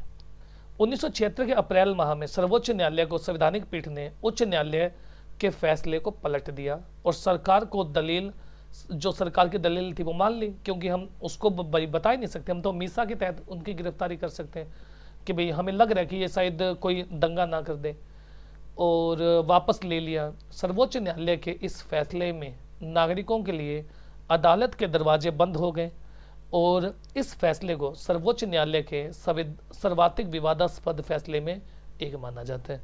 तो अब मैंने आपको बोला कि इसमें पूरी प्रक्रिया में क्या होंगे, जो AN रे साहब होंगे वो पूरा सपोर्ट करेंगे उनको। तो अब यहाँ पे क्या हुआ, जो भी मतलब न्यायालयों ने, उच्च हाईकोर्ट ने जो भी फैसला दिया उन सब को क्या कर दिया, नलिफाई कर दिया और सर्वोच्च न्यायालय ने उनको खत्म कर दिया। आपातकाल की मुखालफत और प्रतिरोध की कई घटनाएं घटी। पहली लहर में जो राजनीतिक कार्यकर्ता गिरफ्तारी से बच गए वे भूमिगत हो गए, यानी अंडरग्राउंड हो गए और उन्होंने सरकार के खिलाफ काम करना शुरू कर दिया। इंडियन एक्सप्रेस और स्टेट्समैन जैसे अखबार प्रेस पर लगी सेंसरशिप का विरोध किया, यानी सेंसरशिप तो वही आपको मैंने जस्ट बताया था कि उसमें मतलब नारायण साहब से वो बोलते हैं कि भी आपको हमें बताना पड़ेगा पहले, तो अखबार खाली छोड़ देते थे। सेमिनार और मेन स्ट्रीम पत्रिकाओं के सेंसरशिप के आगे घुटने टेकने की जगह बंद होना मुनासिब समझा। सेंसरशिप की धत्ता बताते हुए गुपचुप तरीके से अनेक न्यूज लेटर और लीफलेट्स निकले। पद्म भूषण से सम्मानित कन्नड़ के लेखक शिवम कारंत और पद्मश्री से सम्मानित हिंदी लेखक फणीश्वर नाथ रेणु ने लोकतंत्र के दमन के विरोध में अपनी अपनी पदवियां लौटा दी और प्रतिरोध के इतने प्रकट कदम कुछ ही लोगों ने उठाए तो संसद ने संविधान के सामने कई नई चुनौतियां खड़ी की। इंदिरा गांधी के मामले में इलाहाबाद उच्च न्यायालय ने फैसले की पृष्ठभूमि में संविधान में संशोधन हुआ। इस संशोधन के द्वारा प्रावधान किया गया कि प्रधानमंत्री, राष्ट्रपति और उपराष्ट्रपति के पद के निर्वाचन को अदालत में चुनौती नहीं दी जा सकती। अब ये देखो, ये जो था ना, ये सारा का सारा जो सेटलमेंट था ये उस वक्त का सेटलमेंट था। भाई ये क्या हुआ क्या नहीं हुआ, क्योंकि उस वक्त इंदिरा को क्या बोला गया था कि आप लोकसभा में जा नहीं सकते हैं। कौन कौन सी धारा लगाई गई, एक तो 123 लगाई गई और एक 8 लगाई गई और 1951 के रिप्रेजेंटेशन एक्ट के तहत लगाई गई। लेकिन इसके तहत अब इंदिरा ने क्या किया है, संविधान में बदलाव किया है। संविधान में बदलाव करने के बाद में इन सभी को 9वीं अनुसूची में ही डाल दिया। अब उसके बाद में एक नया एक्ट बना है और नए एक्ट के तहत उस पर तो उनकी सुनवाई कर ही नहीं सकते, तो उन्होंने ये लिखवा दिया था उस नए संशोधन में क्या कि प्रधानमंत्री, राष्ट्रपति और उपराष्ट्रपति पद के निर्वाचन को अदालत में चुनौती नहीं दी जा सकती। आपातकाल के दौरान ही संविधान का 42वां संशोधन पारित हुआ। आप पढ़ चुके हैं कि इस संशोधन के जरिए संविधान के अनेक हिस्सों में बदलाव किया और 42वें संशोधन के जरिए अनेक बदलावों में एक था देश की विधायिका का कार्यकाल 5 से बढ़ाकर 6 साल करना, और आपातकाल की अवधि भर के लिए ही नहीं, आगे भी। इसके अतिरिक्त अब आपातकाल के दौरान चुनाव को 1 साल के लिए स्थगित किया गया। तो इस तरह देखें तो 1971 के बाद अब चुनाव 1976 के बदले 1978 में करवाया जा सकता था। अब देखिए आपातकाल के संदर्भ में विवाद क्या था कि आपातकाल भारतीय राजनीति का सर्वाधिक विवादास्पद प्रकरण है। इसका एक कारण है कि आपातकाल की घोषणा की जरूरत को लेकर विभिन्न दृष्टिकोणों का होना। दूसरा कारण यह है कि सरकार ने संविधान प्रदत्त अधिकारों का इस्तेमाल अन्य करके व्यवहारिक तौर पर लोकतांत्रिक कामकाज को ठप कर दिया। आपातकाल के बाद शाह आयोग ने अपनी जांच में पाया कि अवधि में बहुत सारी अति हुई है और इसके अतिरिक्त भारत में लोकतंत्र पर अमल के लिहाज से आपातकाल से क्या क्या सबक सीख सकते हैं, इस पर अलग अलग राय मिलती है। तो एक नज़र दौड़ाते हैं, क्या आपातकाल जरूरी था? तो आपातकाल की घोषणा के कारण उल्लेख करते हुए संविधान में बड़े सादे ढंग से अंदरूनी गड़बड़ी जैसे शब्द का व्यापक रूप से प्रयोग किया गया। 1975 से पहले कभी भी अंदरूनी गड़बड़ी को आधार बनाकर आपातकाल नहीं लगाया गया था। हम पढ़ चुके हैं कि देश के कई हिस्सों में विरोध आंदोलन चल रहे थे, तो क्या इस आपातकाल को लागू करने का पर्याप्त कारण माना जा सकता है? सरकार का तर्क था कि भारत में लोकतंत्र है और इसके अनुकूल विपक्षी दलों को चाहिए कि वे निर्वाचित शासक दलों को अपनी नीतियों के अनुसार जो भी है नीतियां चलाने दे। और सरकार का मानना था कि बार बार का शाहजहां आयोग के प्रति गांधी जी के टकराव के भर रवैये पर कार्टूनिस्ट इस तरह की टिप्पणी करते हैं। धरना प्रदर्शन और सामूहिक कार्यवाही लोकतंत्र के लिए ठीक नहीं है। इंदिरा गांधी के समर्थक ये भी मानते थे कि लोकतंत्र में सरकार पर निशाना साधने के लिए लगातार गैर संसदीय राजनीति सहारा नहीं लिया जा सकता, तो इसमें अस्थिरता पैदा होगी और प्रशासन का ध्यान विकास के कामों में भंग हो जाता है। तो यानी देखो भाई, अगर आप प्रशासन में भंग हो जाते हैं तो आप क्या कर सकते हैं? विपक्ष को समझा भी तो सकते हैं ना, आपातकाल थोड़ी लगा सकते हैं इसमें। तो सारी ताकत कानूनी व्यवस्था के बहाली पर लगानी पड़ती है। तो इंदिरा गांधी की शाह आयोग को एक चिट्ठी पर लिखा कि विनाशकारी ताकतें सरकार के प्रगतिशील कार्यक्रमों में अड़ंगे डाल रही हैं और मुझे गैर संवैधानिक साधनों के बूते सत्ता से बेदखल करना चाहती है। तो जो मेन प्रॉब्लम तो यही चल रही थी कि वो सत्ता से जाना नहीं चाह रहे थे। सत्ता से जाना क्यों नहीं चाह रहे थे? क्योंकि उनके सामने सबसे जो मेन दिक्कत चल रही थी वो यही दिक्कत चल रही थी कि जो बंगाल के पीएम के साथ में हुआ है या उनके परिवार के साथ में हुआ है, तो कहीं ना कहीं वो मेरे परिवार के साथ में भी ना हो जाए, अगर आपको पता हो उस चीज़ के अंदर। तो कुछ अन्य दल मसलन सीपीआई को विश्वास था कि भारत की एकता के विरुद्ध अंतर्राष्ट्रीय साजिश की जा रही है। सीपीआई का मानना था कि ऐसी सूरत में विरोध पर एक हद तक प्रतिबंध लगाना उचित है। सीपीआई का मानना था कि जेपी ने जिस जन आंदोलन की अगुवाई की वह मुख्यतः मध्यम वर्ग का आंदोलन था और ये मध्यम वर्ग कांग्रेस का परिवर्तन कर्मी नीतियों के विरोध में थे, क्योंकि कांग्रेस नीतियां ही ऐसी अपना रही थी ना। देखो वैसे नीतियां देखें तो देशव्यापी थी नीतियां, लेकिन एकदम से करने के बजाय अगर धीरे धीरे करते, सबको साथ में लेके चलते तो ज़्यादा बढ़िया रहता। तो सीपीआई ने महसूस किया कि उसका मूल्यांकन गलत था और आपातकाल का समर्थन करना एक गलती थी। दूसरी तरफ आपातकाल के आलोचकों का तर्क था कि आज़ादी के आंदोलन से लेकर लगातार भारत में जन आंदोलन का एक सिलसिला रहा है। जेपी सहित विपक्ष के अन्य नेताओं को ख्याल था कि लोकतंत्र में लोगों को सार्वजनिक तौर पर सरकार के विरोध के अधिकार होना चाहिए। बिहार और गुजरात में चले विरोध आंदोलन ज़्यादातर समय अहिंसक और शांतिपूर्ण रहे और जिन लोगों को गिरफ्तार कर लिया गया उन पर कभी भी राष्ट्र विरोधी गतिविधियों में लिप्त होने का मुकदमा नहीं चला। तो अधिकतर बंदियों के खिलाफ कोई मुकदमा दर्ज ही नहीं हुआ। तो देश के अंदरूनी मामलों की देखरेख का जिम्मा गृह मंत्रालय का होता है। गृह मंत्रालय ने भी कानूनी व्यवस्था का बाबत कोई चिंता नहीं दी। अगर कुछ आंदोलन अपनी हद से बाहर जा रहे थे तो सरकार के पास अपनी रोजमर्रा के मामले अमल में आने वाली इतनी शक्तियां थी कि वे ऐसे आंदोलन को उस हद में ले जा सकते थे कि लोकतांत्रिक कार्यप्रणाली को ठप करके आपातकाल लागू करने जैसे अतिचारी कदम उठाने की जरूरत कतई ना थी।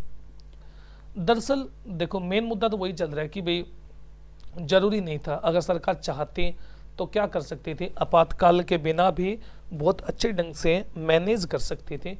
क्योंकि सरकार को पता ही था ना। अभी सरकार ने क्या कहा जेपी नारायण को कि भाई 6 से 8 महीने बाद तो चुनाव ही है, तो आप कर लेते। तो सरकार भी तो ये चीज़ कर सकती थी ना कि भाई 6 से 8 महीने बाद में चुनाव है, तो आप आपातकाल लगा कर अपनी भूमिका निभा रहे हैं, तो क्या है, आप आपातकाल ना लगाओ ना। इस टाइम को आप 1971 की तरह बुनाओ और अच्छे से उसका अपना प्रचार प्रसार करो, अपनी नीतियों को दिखाओ। लेकिन जो यहाँ पे नीतियाँ थी वो थोड़ी गलत हो गई। तो आपातकाल के दौरान क्या क्या हुआ, अब आप ये तो आप सोच ही सकते हैं कि जो संजय गांधी जी ये सोच रहे थे कि भाई जिन्होंने अपने को तंग किया है आप उनको रात को उठा लेते हैं, तो उनको उठा लिया। तो होना क्या था, देखिए एक विवाद का मुद्दा था। सरकार ने अपनी आपातकालीन शक्तियों का दुरुपयोग किया। क्या इस दौरान सत्ता का दुरुपयोग हुआ, तो उसके जो थे बूथ थे जातियां की गई। सरकार ने कहा कि आपातकाल के जरिए कानूनी व्यवस्था को बहाल करना चाहती है, कार्यकुशलता बढ़ाना चाहती है और गरीबों के हितों का कार्यक्रम करना चाहती है। ये तो आप भी समझते होंगे यार कि आपातकाल के सहारे ऐसी कौन सी नीतियां होती है कि आपातकाल के सहारे ही हम उन चीजों को क्या कर सकते हैं। तो इसे लागू करने का अपना दृढ़ संकल्प दोहराया। 20 सूत्री कार्यक्रमों में भूमि सुधार, भू पुनर्वितरण, खेती हर मजदूरी, परिश्रमिक पुनर्विचार प्रबंध में कामगारों की भागीदारी, बंधुआ मजदूरी की समाप्ति आदि मसले शामिल थे। आपातकाल की घोषणा के बाद शुरुआती महीनों में मध्यम वर्ग इस बात से बड़ा खुश था कि विरोध आंदोलन समाप्त हो गया है। सरकार कर्मचारियों पर अनुशासन लागू हुआ। गरीब और ग्रामीण जनता को भी अब कारगर तरीके से लागू किया गया। समाज के विभिन्न वर्गों के अलग अलग अपेक्षाएं थी, इस कारण आपातकाल को लेकर उनके दृष्टिकोण भी अलग अलग थे। तो आपातकाल के आलोचकों ने यह ध्यान दिलाया कि सरकार के ज़्यादातर वायदे पूरे नहीं हुए। आलोचकों का कहना था कि सरकार अपने वायदों की ओट लेकर ज्यादतियों से लोगों को ध्यान हटाना चाहती थी। आलोचकों ने निवारक नजरबंदी के बड़े पैमाने पर इस्तेमाल किया, यानी मीसा एक्ट, और सवाल उठाए। हम पढ़ चुके हैं कि आपातकाल के दौरान प्रमुख नेताओं को गिरफ्तार किया गया। कुल 676 नेताओं की गिरफ्तारी हुई और शाह आयोग का आकलन था कि निवारक नजरबंदी के कानून के तहत लगभग 1,11,000 लोगों को गिरफ्तार किया गया। और प्रेस पर क्या कर दिया, सेंसरशिप ने पाबंदियां लगा दी। और शाह आयोग ने अपनी रिपोर्ट में लिखा कि दिल्ली बिजली आपूर्ति निगम के महाप्रबंधक को दिल्ली के लेफ्टिनेंट गवर्नर के दफ्तर से 26 जून 1975 को रात 2 बजे मौखिक आदेश मिला कि सभी अखबारों की बिजली आपूर्ति काट दी जाए और अखबारों को बिजली आपूर्ति 2-3 दिन बाद फिर से बहाल की जाए। तो अब देखो यहाँ से ये चीज़ पता चल रही है कि कितना मतलब एक तरह से जो अपनी पावर है, पावर का मिसयूज किया जा रहा है सरकार के जरिए। कि आप क्या करिए, आपातकाल लगाएं, कोई दिक्कत नहीं है, लेकिन लोगों को देश में हो क्या रहा है उसको तो पढ़ने का मतलब अधिकार है ना। आप सेंसरशिप के सहारे और इनको तो मतलब ना नुकसान करें ना। तो सेंसरशिप को पूरा ढांचा खड़ा किया जा चुका था। तो इसके अलावा कुछ और गंभीर आरोप ऐसे लोगों को लेकर लगे जो किसी आधिकारिक पद पर नहीं थे, लेकिन सरकारी ताकत का इन लोगों द्वारा इस्तेमाल किया गया। जैसे प्रधानमंत्री के छोटे बेटे संजय गांधी, जैसे मैंने आपको बताया कि जब आपातकाल लगा तो संजय गांधी ने अपने फ्रेंड, बोला जाता है कि बंसीलाल जी के साथ में मिलकर मतलब उन्हीं की ये मंशा थी कि जिन्होंने हमें तंग किया है उनको उठा लीजिए। तो आधिकारिक तौर पर नहीं थे और फिर भी प्रशासन पर उनका असर था। आरोप लगाया जाता है कि उन्होंने सरकारी कामकाज में दखल दिया, दिल्ली में झुग्गी बस्तियों को हटाने, जबरन नसबंदी कराने की मुहिम में उनकी एक अहम भूमिका थी। ओके, उसके बाद में है राजनीतिक कार्यकर्ताओं की गिरफ्तारी और प्रेस पर लगी पाबंदी के अतिरिक्त आपातकाल का बुरा असर आम लोगों को भी भुगतना पड़ा। आपातकाल के दौरान पुलिस हिरासत में मौत और यातनाओं की घटनाएं घटी। गरीब लोगों को मनमाने ढंग से एक जगह से उजाड़कर दूसरी जगह बसाने की भी घटनाएं हुई और जनसंख्या नियंत्रण के अति उत्साह में लोगों के अनिवार्य रूप से नसबंदी के लिए मजबूर किया गया। और इन उदाहरणों से समझा जा सकता है कि लोकतांत्रिक प्रक्रिया के ठप पड़ने पर लोगों पे क्या गुजरती है।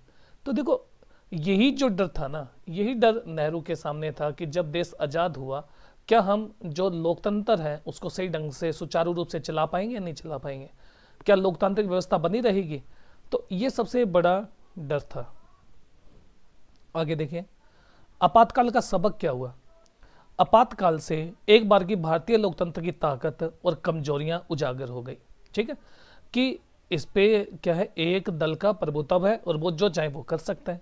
तो हालांकि बहुत से पर्यवेक्षक मानते हैं कि आपातकाल के दौरान भारत लोकतांत्रिक नहीं रह गया था, लेकिन यह भी ध्यान देने की बात है कि थोड़े ही दिन के अंदर कामकाज फिर से लोकतांत्रिक ढर्रे पर लौट आया। तो लेकिन देखो, लौट आया इसका मतलब ये तो नहीं है ना कि जब अगर हम इसको चाहें तो दोबारा से वैसे कर देंगे। तो इसका मतलब तो यही हुआ ना कि भाई आप अपने हिसाब से इसका इस्तेमाल करो, लोकतंत्र को एक बार उखाड़ फेंको और कुछ दिनों के बाद में दोबारा से क्या कर दें, उसी टाइप से कर दिया जाए। तो इस तरह आपातकाल का एक सबक तो यही है कि भारत से लोकतंत्र को विदा कर पाना बहुत कठिन है। तो ये बात हम मान सकते हैं। दूसरी बात क्या है कि दूसरे आपातकाल से संविधान में वर्णित आपातकाल के प्रावधानों के कुछ उलझाव भी प्रकट हुए, जिन्हें बाद में सुधार लिया गया। अब अंदरूनी आपातकाल सिर्फ सशस्त्र विद्रोह की स्थिति में लगाया जा सकता है। इसके लिए यह भी जरूरी है कि आपातकाल की घोषणा की सलाह मंत्रिमंडल राष्ट्रपति को लिखित में देगा। जैसे उस वक्त जब उनसे पूछा गया कि भाई आपने कैबिनेट से पूछ लिया, तो जब उनसे कैबिनेट के बारे में पूछा गया तो इंदिरा गांधी ने उस वक्त क्या कहा कि हाँ हमने बात कर ली, लेकिन रियल में ऐसा कुछ हुआ ही नहीं। क्यों? क्योंकि जब नेक्स्ट जो 26 था नेक्स्ट डे, तब भाई जो कैबिनेट के 8 मंत्री थे तब उनको पता चला कि भाई कुछ ऐसा और भाई निर्णय ले लिया गया। तो तीसरे आपातकाल से हर कोई नागरिक अधिकारों के प्रति ज्यादा सचेत हुआ। आपातकाल की समाप्ति के बाद अदालतों ने व्यक्ति के नागरिक अधिकारों की रक्षा में सक्रिय भूमिका निभाई और न्यायपालिका आपातकाल के वक्त नागरिक अधिकारों को रक्षा में तत्पर हो गई। क्यों? क्योंकि तत्पर तो इसलिए हो गई ना, क्योंकि इस वक्त जो है गवर्नमेंट स्ट्रांग हुई पड़ी है। ओके, अगर गवर्नमेंट स्ट्रांग है तो सुप्रीम कोर्ट क्या है, सुप्रीम कोर्ट अंडर गवर्नमेंट के काम कर रहा है। ठीक है, तो आपातकाल के बाद नागरिक अधिकारों के कई संगठन क्या थे, वजूद में आ गए और सुप्रीम कोर्ट इस वक्त क्या कर रही है, एक ऐसे केस की वेट कर रही है कि कोई ऐसा केस आ जाए और दोबारा से हम क्या कर सकें, गवर्नमेंट के ऊपर लगाम लगा सकें। और वो केस कौन सा आता है, केशवानंदन भारती केस। ओके, यानी ये बोला जाता है कि इस केस में जो केशवानंदन भारती जी थे वो हार गए थे, लेकिन कहीं ना कहीं जो सुप्रीम कोर्ट थे ना, उन्होंने एक अपना सख्त स्टैंड बता दिया गवर्नमेंट को कि आप सब कुछ चेंज कर दीजिए। ठीक है जी, लेकिन आप जो है संविधान का जो फंडामेंटल स्ट्रक्चर है उसको चेंज नहीं कर सकते। ओके, तो मेन यह है। और गवर्नमेंट ने शायद अगर कहीं तो अगर होता है गवर्नमेंट पूछे भी तो भी फंडामेंटल स्ट्रक्चर क्या है, तो सुप्रीम कोर्ट ने कहा कि जैसे जैसे वक्त आएगा हम आपको बताते जाएंगे कि ये जो चीज़ है ये संविधान की मौलिक संरचना के रूप में है। आगे देखिए, बहरहाल आपातकाल के संकट वर्षों में कई सवाल खड़े हुए जिन पर पर्याप्त ध्यान नहीं दिया गया। और इस अध्याय में हम पढ़ चुके हैं कि लोकतांत्रिक सरकार के रोजमर्रा के कामकाज और विभिन्न दलों और समूह के निरंतर जारी राजनीतिक विरोध के बीच तनाव की स्थिति बनती है। ऐसे में दोनों के बीच एक सदा हुआ संतुलन क्या हो सकता है क्या नागरिकों के विरोध की कार्रवाई में ऐड किया जाए और पूरी आज़ादी होनी चाहिए, अथवा उन्हें इसका कोई अधिकार ही नहीं होना चाहिए। तो ऐसे विरोध की सीमा क्या मानी जानी चाहिए। तो दूसरे आपातकाल का वास्तविक क्रियान्वयन पुलिस और प्रशासन के जरिए हुआ। संस्थाएं स्वतंत्र होकर काम नहीं कर पाई, इन्हें शासक दल ने अपने राजनीतिक औजार बनकर इस्तेमाल किया। तो अब देखो, अगर यही बात है तो जो जेपी ने घोषणा की तो वो कहाँ गलत थी, कि जेपी तो यही तो कह रहा था, जो जेपी साहब थे ये उन्होंने यही तो घोषणा की कि आपका मिसयूज कर रहे हैं। तो अगर आपसे सरकार कोई इस प्रकार का अनुरोध करे तो आप ना माने, लेकिन उसी बात को क्या कर लिया गया, एक मतलब आंतरिक गड़बड़ी का नाम दे दिया गया और उसी यहाँ पर क्या लगा दिया गया, देश में आपातकाल लगा दिया गया। तो शाह कमीशन की रिपोर्ट के अनुसार पुलिस और प्रशासनिक राजनीतिक दबाव की चपेट में आ गए और यह समस्या आपातकाल के बाद भी खत्म नहीं हुई। ठीक है जी। लेकिन अगर हम ये बात माने कि अगर जेपी की बात मानकर जो हमारा पुलिस प्रशासन है या आर्मी है वो अगेंस्ट टू गवर्नमेंट चली जाए तो वो भी गलत होता।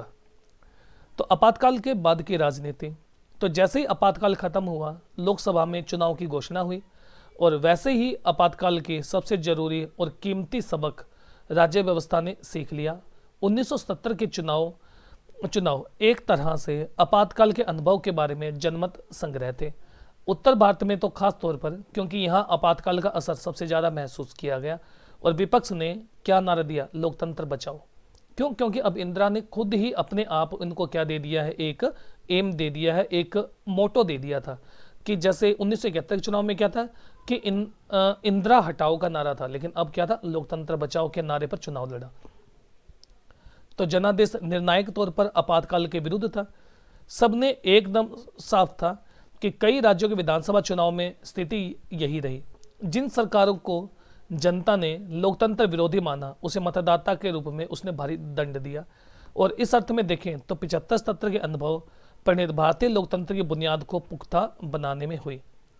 अब क्या होता है, 1970 में चुनाव होगा और इस चुनाव के अंदर क्या होगा, जो इंदिरा गांधी है वो हार जाएंगे और इंदिरा गांधी के हारने के बाद में जो सरकार आएगी वो मोरारजी देसाई की और चरण सिंह की सरकार आएगी। लेकिन ये जो सरकार है ये क्या है, थोड़ी लंबे टाइम तक सरकार नहीं चलेगी, ये एक छोटे से टाइम के लिए सरकार आएगी।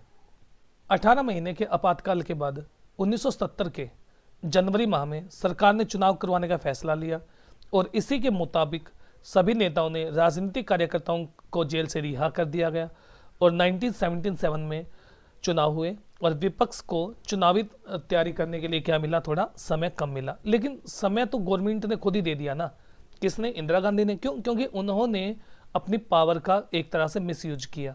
तो उनको तो चाहे टाइम ना भी मिलता तो भी इंदिरा गांधी तो हार नहीं थी। लेकिन राजनीतिक बदलाव की गति बड़ी तेजी से थी। आपातकाल लागू होने से पहले ही बड़ी विपक्ष पार्टियां एक दूसरे के नजदीक आ रही थी और चुनाव के पहले इन पार्टियों ने एकजुट होकर जनता पार्टी नाम से एक नया दल बनाया और यही आज के टाइम पे जो भारतीय जनता पार्टी का जो रूप है वो बनेगा और यही मतलब इकट्ठा होकर बीजेपी बनकर तैयार होगा। तो नई पार्टी ने जयप्रकाश नारायण के नेतृत्व स्वीकार किया। कांग्रेस के कुछ नेता भी जो आपातकाल के खिलाफ थे इस पार्टी में शामिल हुए और कांग्रेस के कुछ अन्य नेताओं ने, जिनमें कौन थे, जगजीवन राम, एक नई पार्टी बनाई और इस पार्टी का नाम था कांग्रेस फॉर डेमोक्रेसी। तो ये एक इंपॉर्टेंट क्वेश्चन हो सकता है आपके लिए कि जो क्या कांग्रेस फॉर डेमोक्रेसी थी वो किसकी पार्टी थी, वो जगजीवन राम जी की पार्टी थी और बाद में यही पार्टी जनता पार्टी में ऐड हो गई। अब देखिए 1970 में चुनाव को जनता पार्टी ने अल्पकाल के ऊपर जनमत संग्रह का रूप दिया। इस पार्टी ने चुनाव प्रचार में शासन के अलोकतांत्रिक चरित्र और अल्पकाल के दौरान की गई ज्यादतियों पर जोर दिया। हजारों लोगों की गिरफ्तारी और प्रेस की सेंसरशिप की पृष्ठभूमि पर जनमत कांग्रेस के विरुद्ध था, क्योंकि सरकार ने किया ही कुछ ऐसा। ओके, क्यों? क्योंकि आपने देखा कि अभी हमने लेसन में पढ़ा कि जो चला मोस्टली उसके अंदर ऐसे लोगों की भूमिका थी जैसे संजय गांधी, ठीक है, जो सरकार में नहीं थे लेकिन सरकार पूरी तरह से चला रहे थे। अब चाहे वो नसबंदी हो, बोला जाता है कि उस वक्त के जितने भी सीएम थे ना उनको एक टारगेट दिया गया था। ओके, उनको एक टारगेट दिया गया कि भाई आपको ये आपका टारगेट है और इस दिन तक आपको क्या करनी, इतनी नसबंदी करनी ही करनी है। तो मतलब उस वक्त बहुत ज़्यादा जातियां देखने को मिली, किसके नाम पर, कि जनसंख्या कंट्रोल कर रहे हैं। तो जनता पार्टी के गठन जगह पड़ेंगे तो बात बिल्कुल साफ रही कि कांग्रेस के लिए अब बड़ी मुश्किल थी।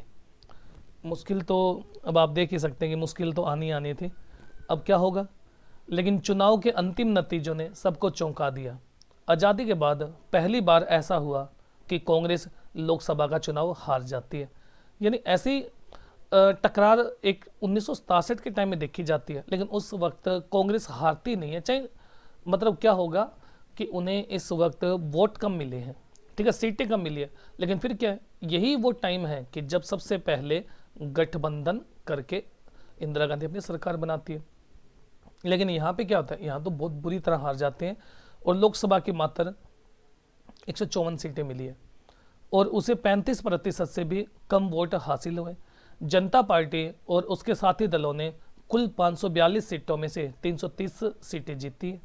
जनता पार्टी को अकेले 295 सीटों पर जीत मिली और उसे स्पष्ट बहुमत मिला। उत्तर भारत में चुनावी माहौल कांग्रेस के एकदम खिलाफ था। कांग्रेस बिहार, उत्तर प्रदेश, दिल्ली, हरियाणा और पंजाब में एक भी सीट ना जीत पाई। राजस्थान और मध्य प्रदेश में उसे महज एक एक सीटें मिली। इंदिरा गांधी रायबरेली और उसका पुत्र, जो उनके पुत्र थे संजय गांधी, अमेठी से चुनाव हार गए। और ये बोला जाता है कि ये जिस प्रकार से बीजेपी वालों का, हम ये कह सकते हैं, गुजरात एक गढ़ के तौर पे काम करता है, उसी प्रकार से कांग्रेस के लिए अमेठी एक उनका मेन फेमस सीट मानी जाती है। तो बहरहाल अगर आप चुनावी नतीजों के नक्शे पर नज़र दोहराएं तो आप पाएंगे कि कांग्रेस देश में हर जगह चुनाव नहीं हारी। जैसे महाराष्ट्र, गुजरात, उड़ीसा में उसे कई सीटों पर अपना कब्जा बरकरार रखा। दक्षिण भारत के राज्यों में तो एक तरह से उसकी चुनावी विजय थी, उसका चक्का बेरोक चल रहा था, यानी उनको कोई हराने वाला नहीं था वहाँ पे, अभी भी वो जीत रहे थे वहाँ। लेकिन उत्तर भारत के अंदर थोड़ा उनको दिक्कत हुई। तो भारत के राज्यों में तो एक तरह से उनकी चुनौती, आपातकाल का प्रभाव हर राज्य पर एक समान नहीं पड़ा।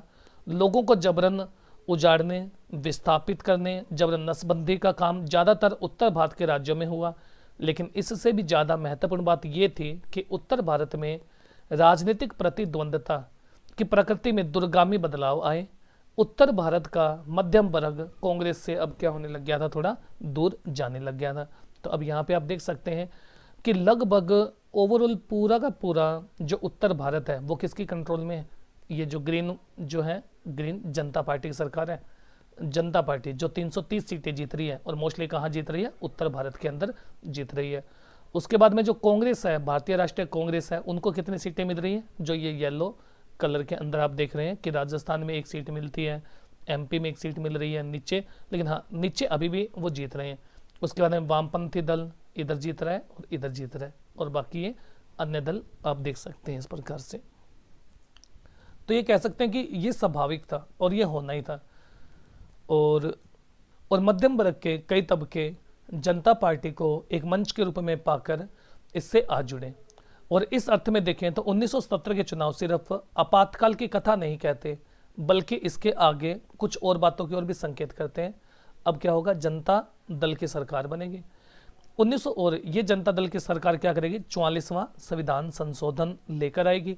और वे जो कमियां जो 42वें संविधान संशोधन के तहत, यानी कमियां तो नहीं कह सकते, ऐसी जो चीज़ें जो सही नहीं थी हमारे संविधान के लिए, उनको कुछ सही ढंग से सही करने का काम करेगी। लेकिन एक सोचने वाली बात है कि जो जनता दल जीतती है वो लोकसभा में जीतती है।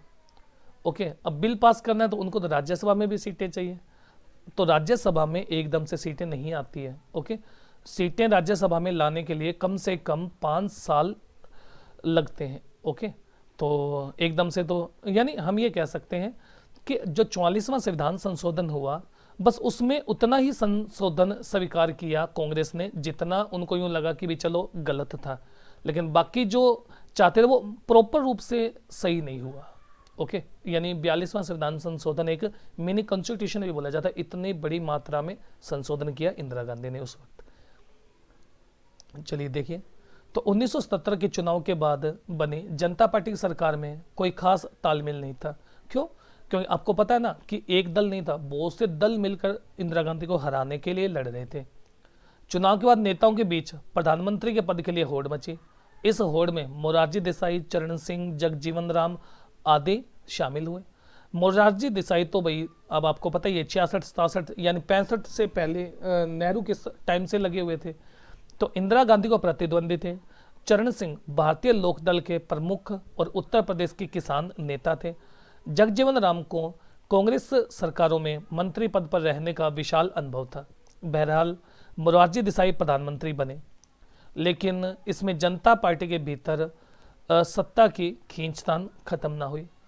तो आपातकाल के विरोध जनता पार्टी को कुछ ही दिन के लिए एकजुट रख सका, और इस पार्टी के आलोचकों ने कहा कि जनता पार्टी के पास कोई दिशा नहीं है, नेतृत्व नहीं है, अथवा एक साझा कार्यक्रम भी नहीं है।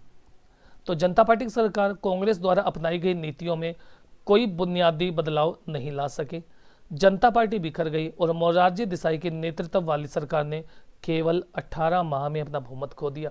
यानी हम ये कह सकते हैं कि 18 माह के आपातकाल के बाद चुनाव हुआ और अगले 18 माह में दोबारा से मोरारजी देसाई की सरकार बहुमत में नहीं है। ठीक है जी। तो कांग्रेस पार्टी के समर्थन पर दूसरी सरकार चरण सिंह के नेतृत्व में बनी।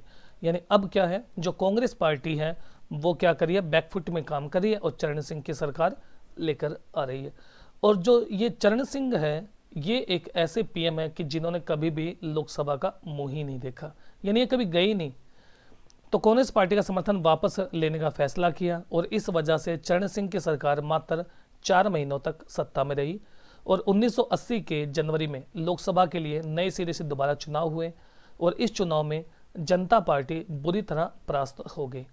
तो जनता पार्टी को उत्तर भारत में करारी शिकस्त मिली, जबकि 1970 के चुनाव में उत्तर भारत में इस पार्टी को जबरदस्त सफलता मिली थी। इंदिरा गांधी कहते हैं ना कि बहुत कम लोग होते हैं जिनको मौका भुनाना आता है। यानी अगर जनता दल बहुत अच्छे से काम करता और सारे दलों को, जैसे अटल बिहारी वाजपेयी जी थे कि एक बहुत बड़े मतलब गठबंधन को साथ में लेकर उन्होंने सरकार भी बनाई और बहुत अच्छे से काम भी किया, अगर वैसे करते तो आई थिंक सो 1980 में चुनाव ना होते दोबारा से। और चुनाव में वाली कहानी दोहराते हुए सफलता हासिल की और कांग्रेस पार्टी को इस बार 353 सीटें मिल रही है। यानी देखो इंडिया की जो मतलब जनता वो कितनी जल्दी भूल जाती है कि आप 3 साल पहले किसी पार्टी को 154 सीटें दे रहे हैं और 3 साल के बाद में, यानी पार्टी तो नहीं बदली ना, पार्टी की विचारधारा नहीं बदली, कुछ भी नहीं बदला, और आप क्या कर रहे हैं, उनको 353 सीटों के भारी बहुमत से विजयी बना रहे हैं। तो देखो कितना बदलाव है, यहाँ पे 200 सीटों का हेरफेर हो गया। तो वह सत्ता में आई और 1970 से 79 के चुनाव में लोकतांत्रिक राजनीति का एक और सबक सिखाया। सरकार अगर अस्थिर है तो उसके भीतर कलह होगी, मतदाता ऐसी सरकार को कड़ा दंड देते हैं। चलिए आगे देखते हैं विरासत। लेकिन क्या 1980 के चुनाव में सिर्फ इंदिरा गांधी की वापसी हुई? क्या मामला इतना भर था? 1970 और 80 के चुनाव के बीच दलगत प्रणाली में नाटकीय बदलाव हुआ। 1969 के बाद से कांग्रेस का सबको समाहित करके चलने वाला स्वभाव बदलना शुरू हुआ। 1969 में, यानी अब पहले क्या थी कि जैसे हम ये मानते हैं कि कांग्रेस, इसका अगर हम माने कि कांग्रेस ही दल के रूप में क्यों उभरा, क्योंकि कांग्रेस ने क्या किया, विविधता को अपने अंदर समाहित किया। इंदिरा उसके नेहरू के टाइम में, ठीक है जी, जो पीएम हमारे नेहरू थे उनके टाइम में, तो कोई भी अगर नेता खड़ा होता तो उसको ये पार्टी अपनी पार्टी लगती थी, अपनी आवाज लगती थी। लेकिन आज क्या हो रहा है, तो आज विचारधाराएं बदल रही है। गतिमति के नेताओं और कार्यकर्ताओं को एक में समेट कर चलती थी। अपने बदले हुए स्वभाव में कांग्रेस ने स्वयं को एक विशेष विचारधारा से जोड़ा और इसने अपने को देश की एकमात्र समाजवादी और गरीबों की हिमायती पार्टी के रूप में स्वीकार किया। तो इस तरह 1970 के दशक के शुरुआती सालों में कांग्रेस की सफलता इस बात पर निर्भर रही कि वह गहरे सामाजिक और विचारधारात्मक विभाजन के आधार पर लोगों को अपनी तरफ खींच पाती। ओके, और आगे देखते हैं। इसके साथ साथ क्या हुआ कि यह पार्टी अब एक नेता यानी इंदिरा गांधी की लोकप्रियता पर निर्भर होगी। जैसे आज के वक्त में आप देखें तो बीजेपी, आप पूछ लीजिए, ठीक है, तो बीजेपी को कोई नहीं जानता लगभग। आज के अगर किसी बच्चे की बात करें तो हर कोई नाम किसका लेता है, मोदी, कि भारतीय जनता पार्टी कौन है, मोदी। अगर मैं आपकी बात करूं तो आप में कौन नाम लिया जाएगा, आप में नाम लिया जाएगा किसका, केजरीवाल का। अगर अब कांग्रेस की बात करें तो हाल फिलहाल की प्रेजेंट की बात करें तो यहाँ पे जो नाम चल रहा है वो किसका नाम चल रहा है, राहुल गांधी का नाम चल रहा है, ठीक है। चाहे इनके जो इनका प्रचार प्रसार है वो इनके चाहे नेगेटिव चल रहा हो, लेकिन हम ये तो कह सकते हैं ना कि जो आज के वक्त में जो पार्टी है ना वो एक चेहरा विशेष पे ज़्यादा फोकस करती है। ओके, तो लोकप्रियता पर निर्भर हुई और कांग्रेस की प्रकृति में आए बदलावों के मद्देनजर अन्य विपक्षी दल गैर कांग्रेस की राजनीति की तरफ मुड़े। विपक्ष के नेताओं को अब यह बात साफ साफ नजर आने लगी कि चुनावों में गैर कांग्रेसी वोट बिखरने नहीं चाहिए। तो इस चीज़ ने 1977 के चुनाव में एक बहुत बड़ी भूमिका निभाई। अप्रत्यक्ष रूप से 1977 के बाद पिछड़े वर्गों की भलाई का मुद्दा भारतीय जनता पर हावी रहा। हमने ऊपर गौर किया कि 1977 के चुनावी परिणामों पर पिछड़ी जातियों के मतदानों का असर रहा, खासकर उत्तर भारत में। लोकसभा के चुनावों के बाद 1977 के कई राज्यों में विधानसभाओं के चुनाव भी हुए और इसमें भी उत्तर भारत के राज्यों में गैर कांग्रेसी सरकारें ही बनी और इन सरकारों के बनने में पिछड़ी जातियों के नेताओं ने क्या कर रहे हैं, अपनी अहम भूमिका निभा रहे हैं। तो बिहार में अन्य पिछड़ी जातियों के आरक्षण के सवाल पर शोर मचा और इसके बाद केंद्र की जनता पार्टी सरकार ने मंडल आयोग नियुक्त किया। यानी ये जो मंडल आयोग है ना, ये वही आयोग है जो क्या करेंगे, आरक्षण को डिसाइड करेंगे और 27% का कोटा देंगे और ये कहेंगे ओबीसी को, और जो आरक्षण है वो 50% से ज़्यादा नहीं हो सकता। राजनीति की भूमिका के बारे में ज़्यादातर विस्तार के बाद आप अंतिम अध्याय में पढ़ेंगे। आपातकाल के बाद हुए चुनाव में दलीय व्यवस्था की बेहतर इस बदलाव की प्रक्रिया शुरू कर दी गई। आपातकाल और इसके आसपास की अवधि को हम संवैधानिक संकट की अवधि के रूप में देख सकते हैं। संसद और न्यायपालिका के अधिकार क्षेत्र को लेकर छिड़ा संवैधानिक संघर्ष भी आपातकाल के मूल में था। दूसरी तरफ ये राजनीतिक संकट का भी दौर था, क्योंकि राजनीतिक संकट तो ऐसे था कि अब क्या था कि सबको लगने लग गया था कि जो राजनीतिक संकट है वो है और कांग्रेस के अलावा भी कोई एक ऐसा दल होना चाहिए जो क्या कर सके, कांग्रेस की प्रतिपूर्ति कर सके।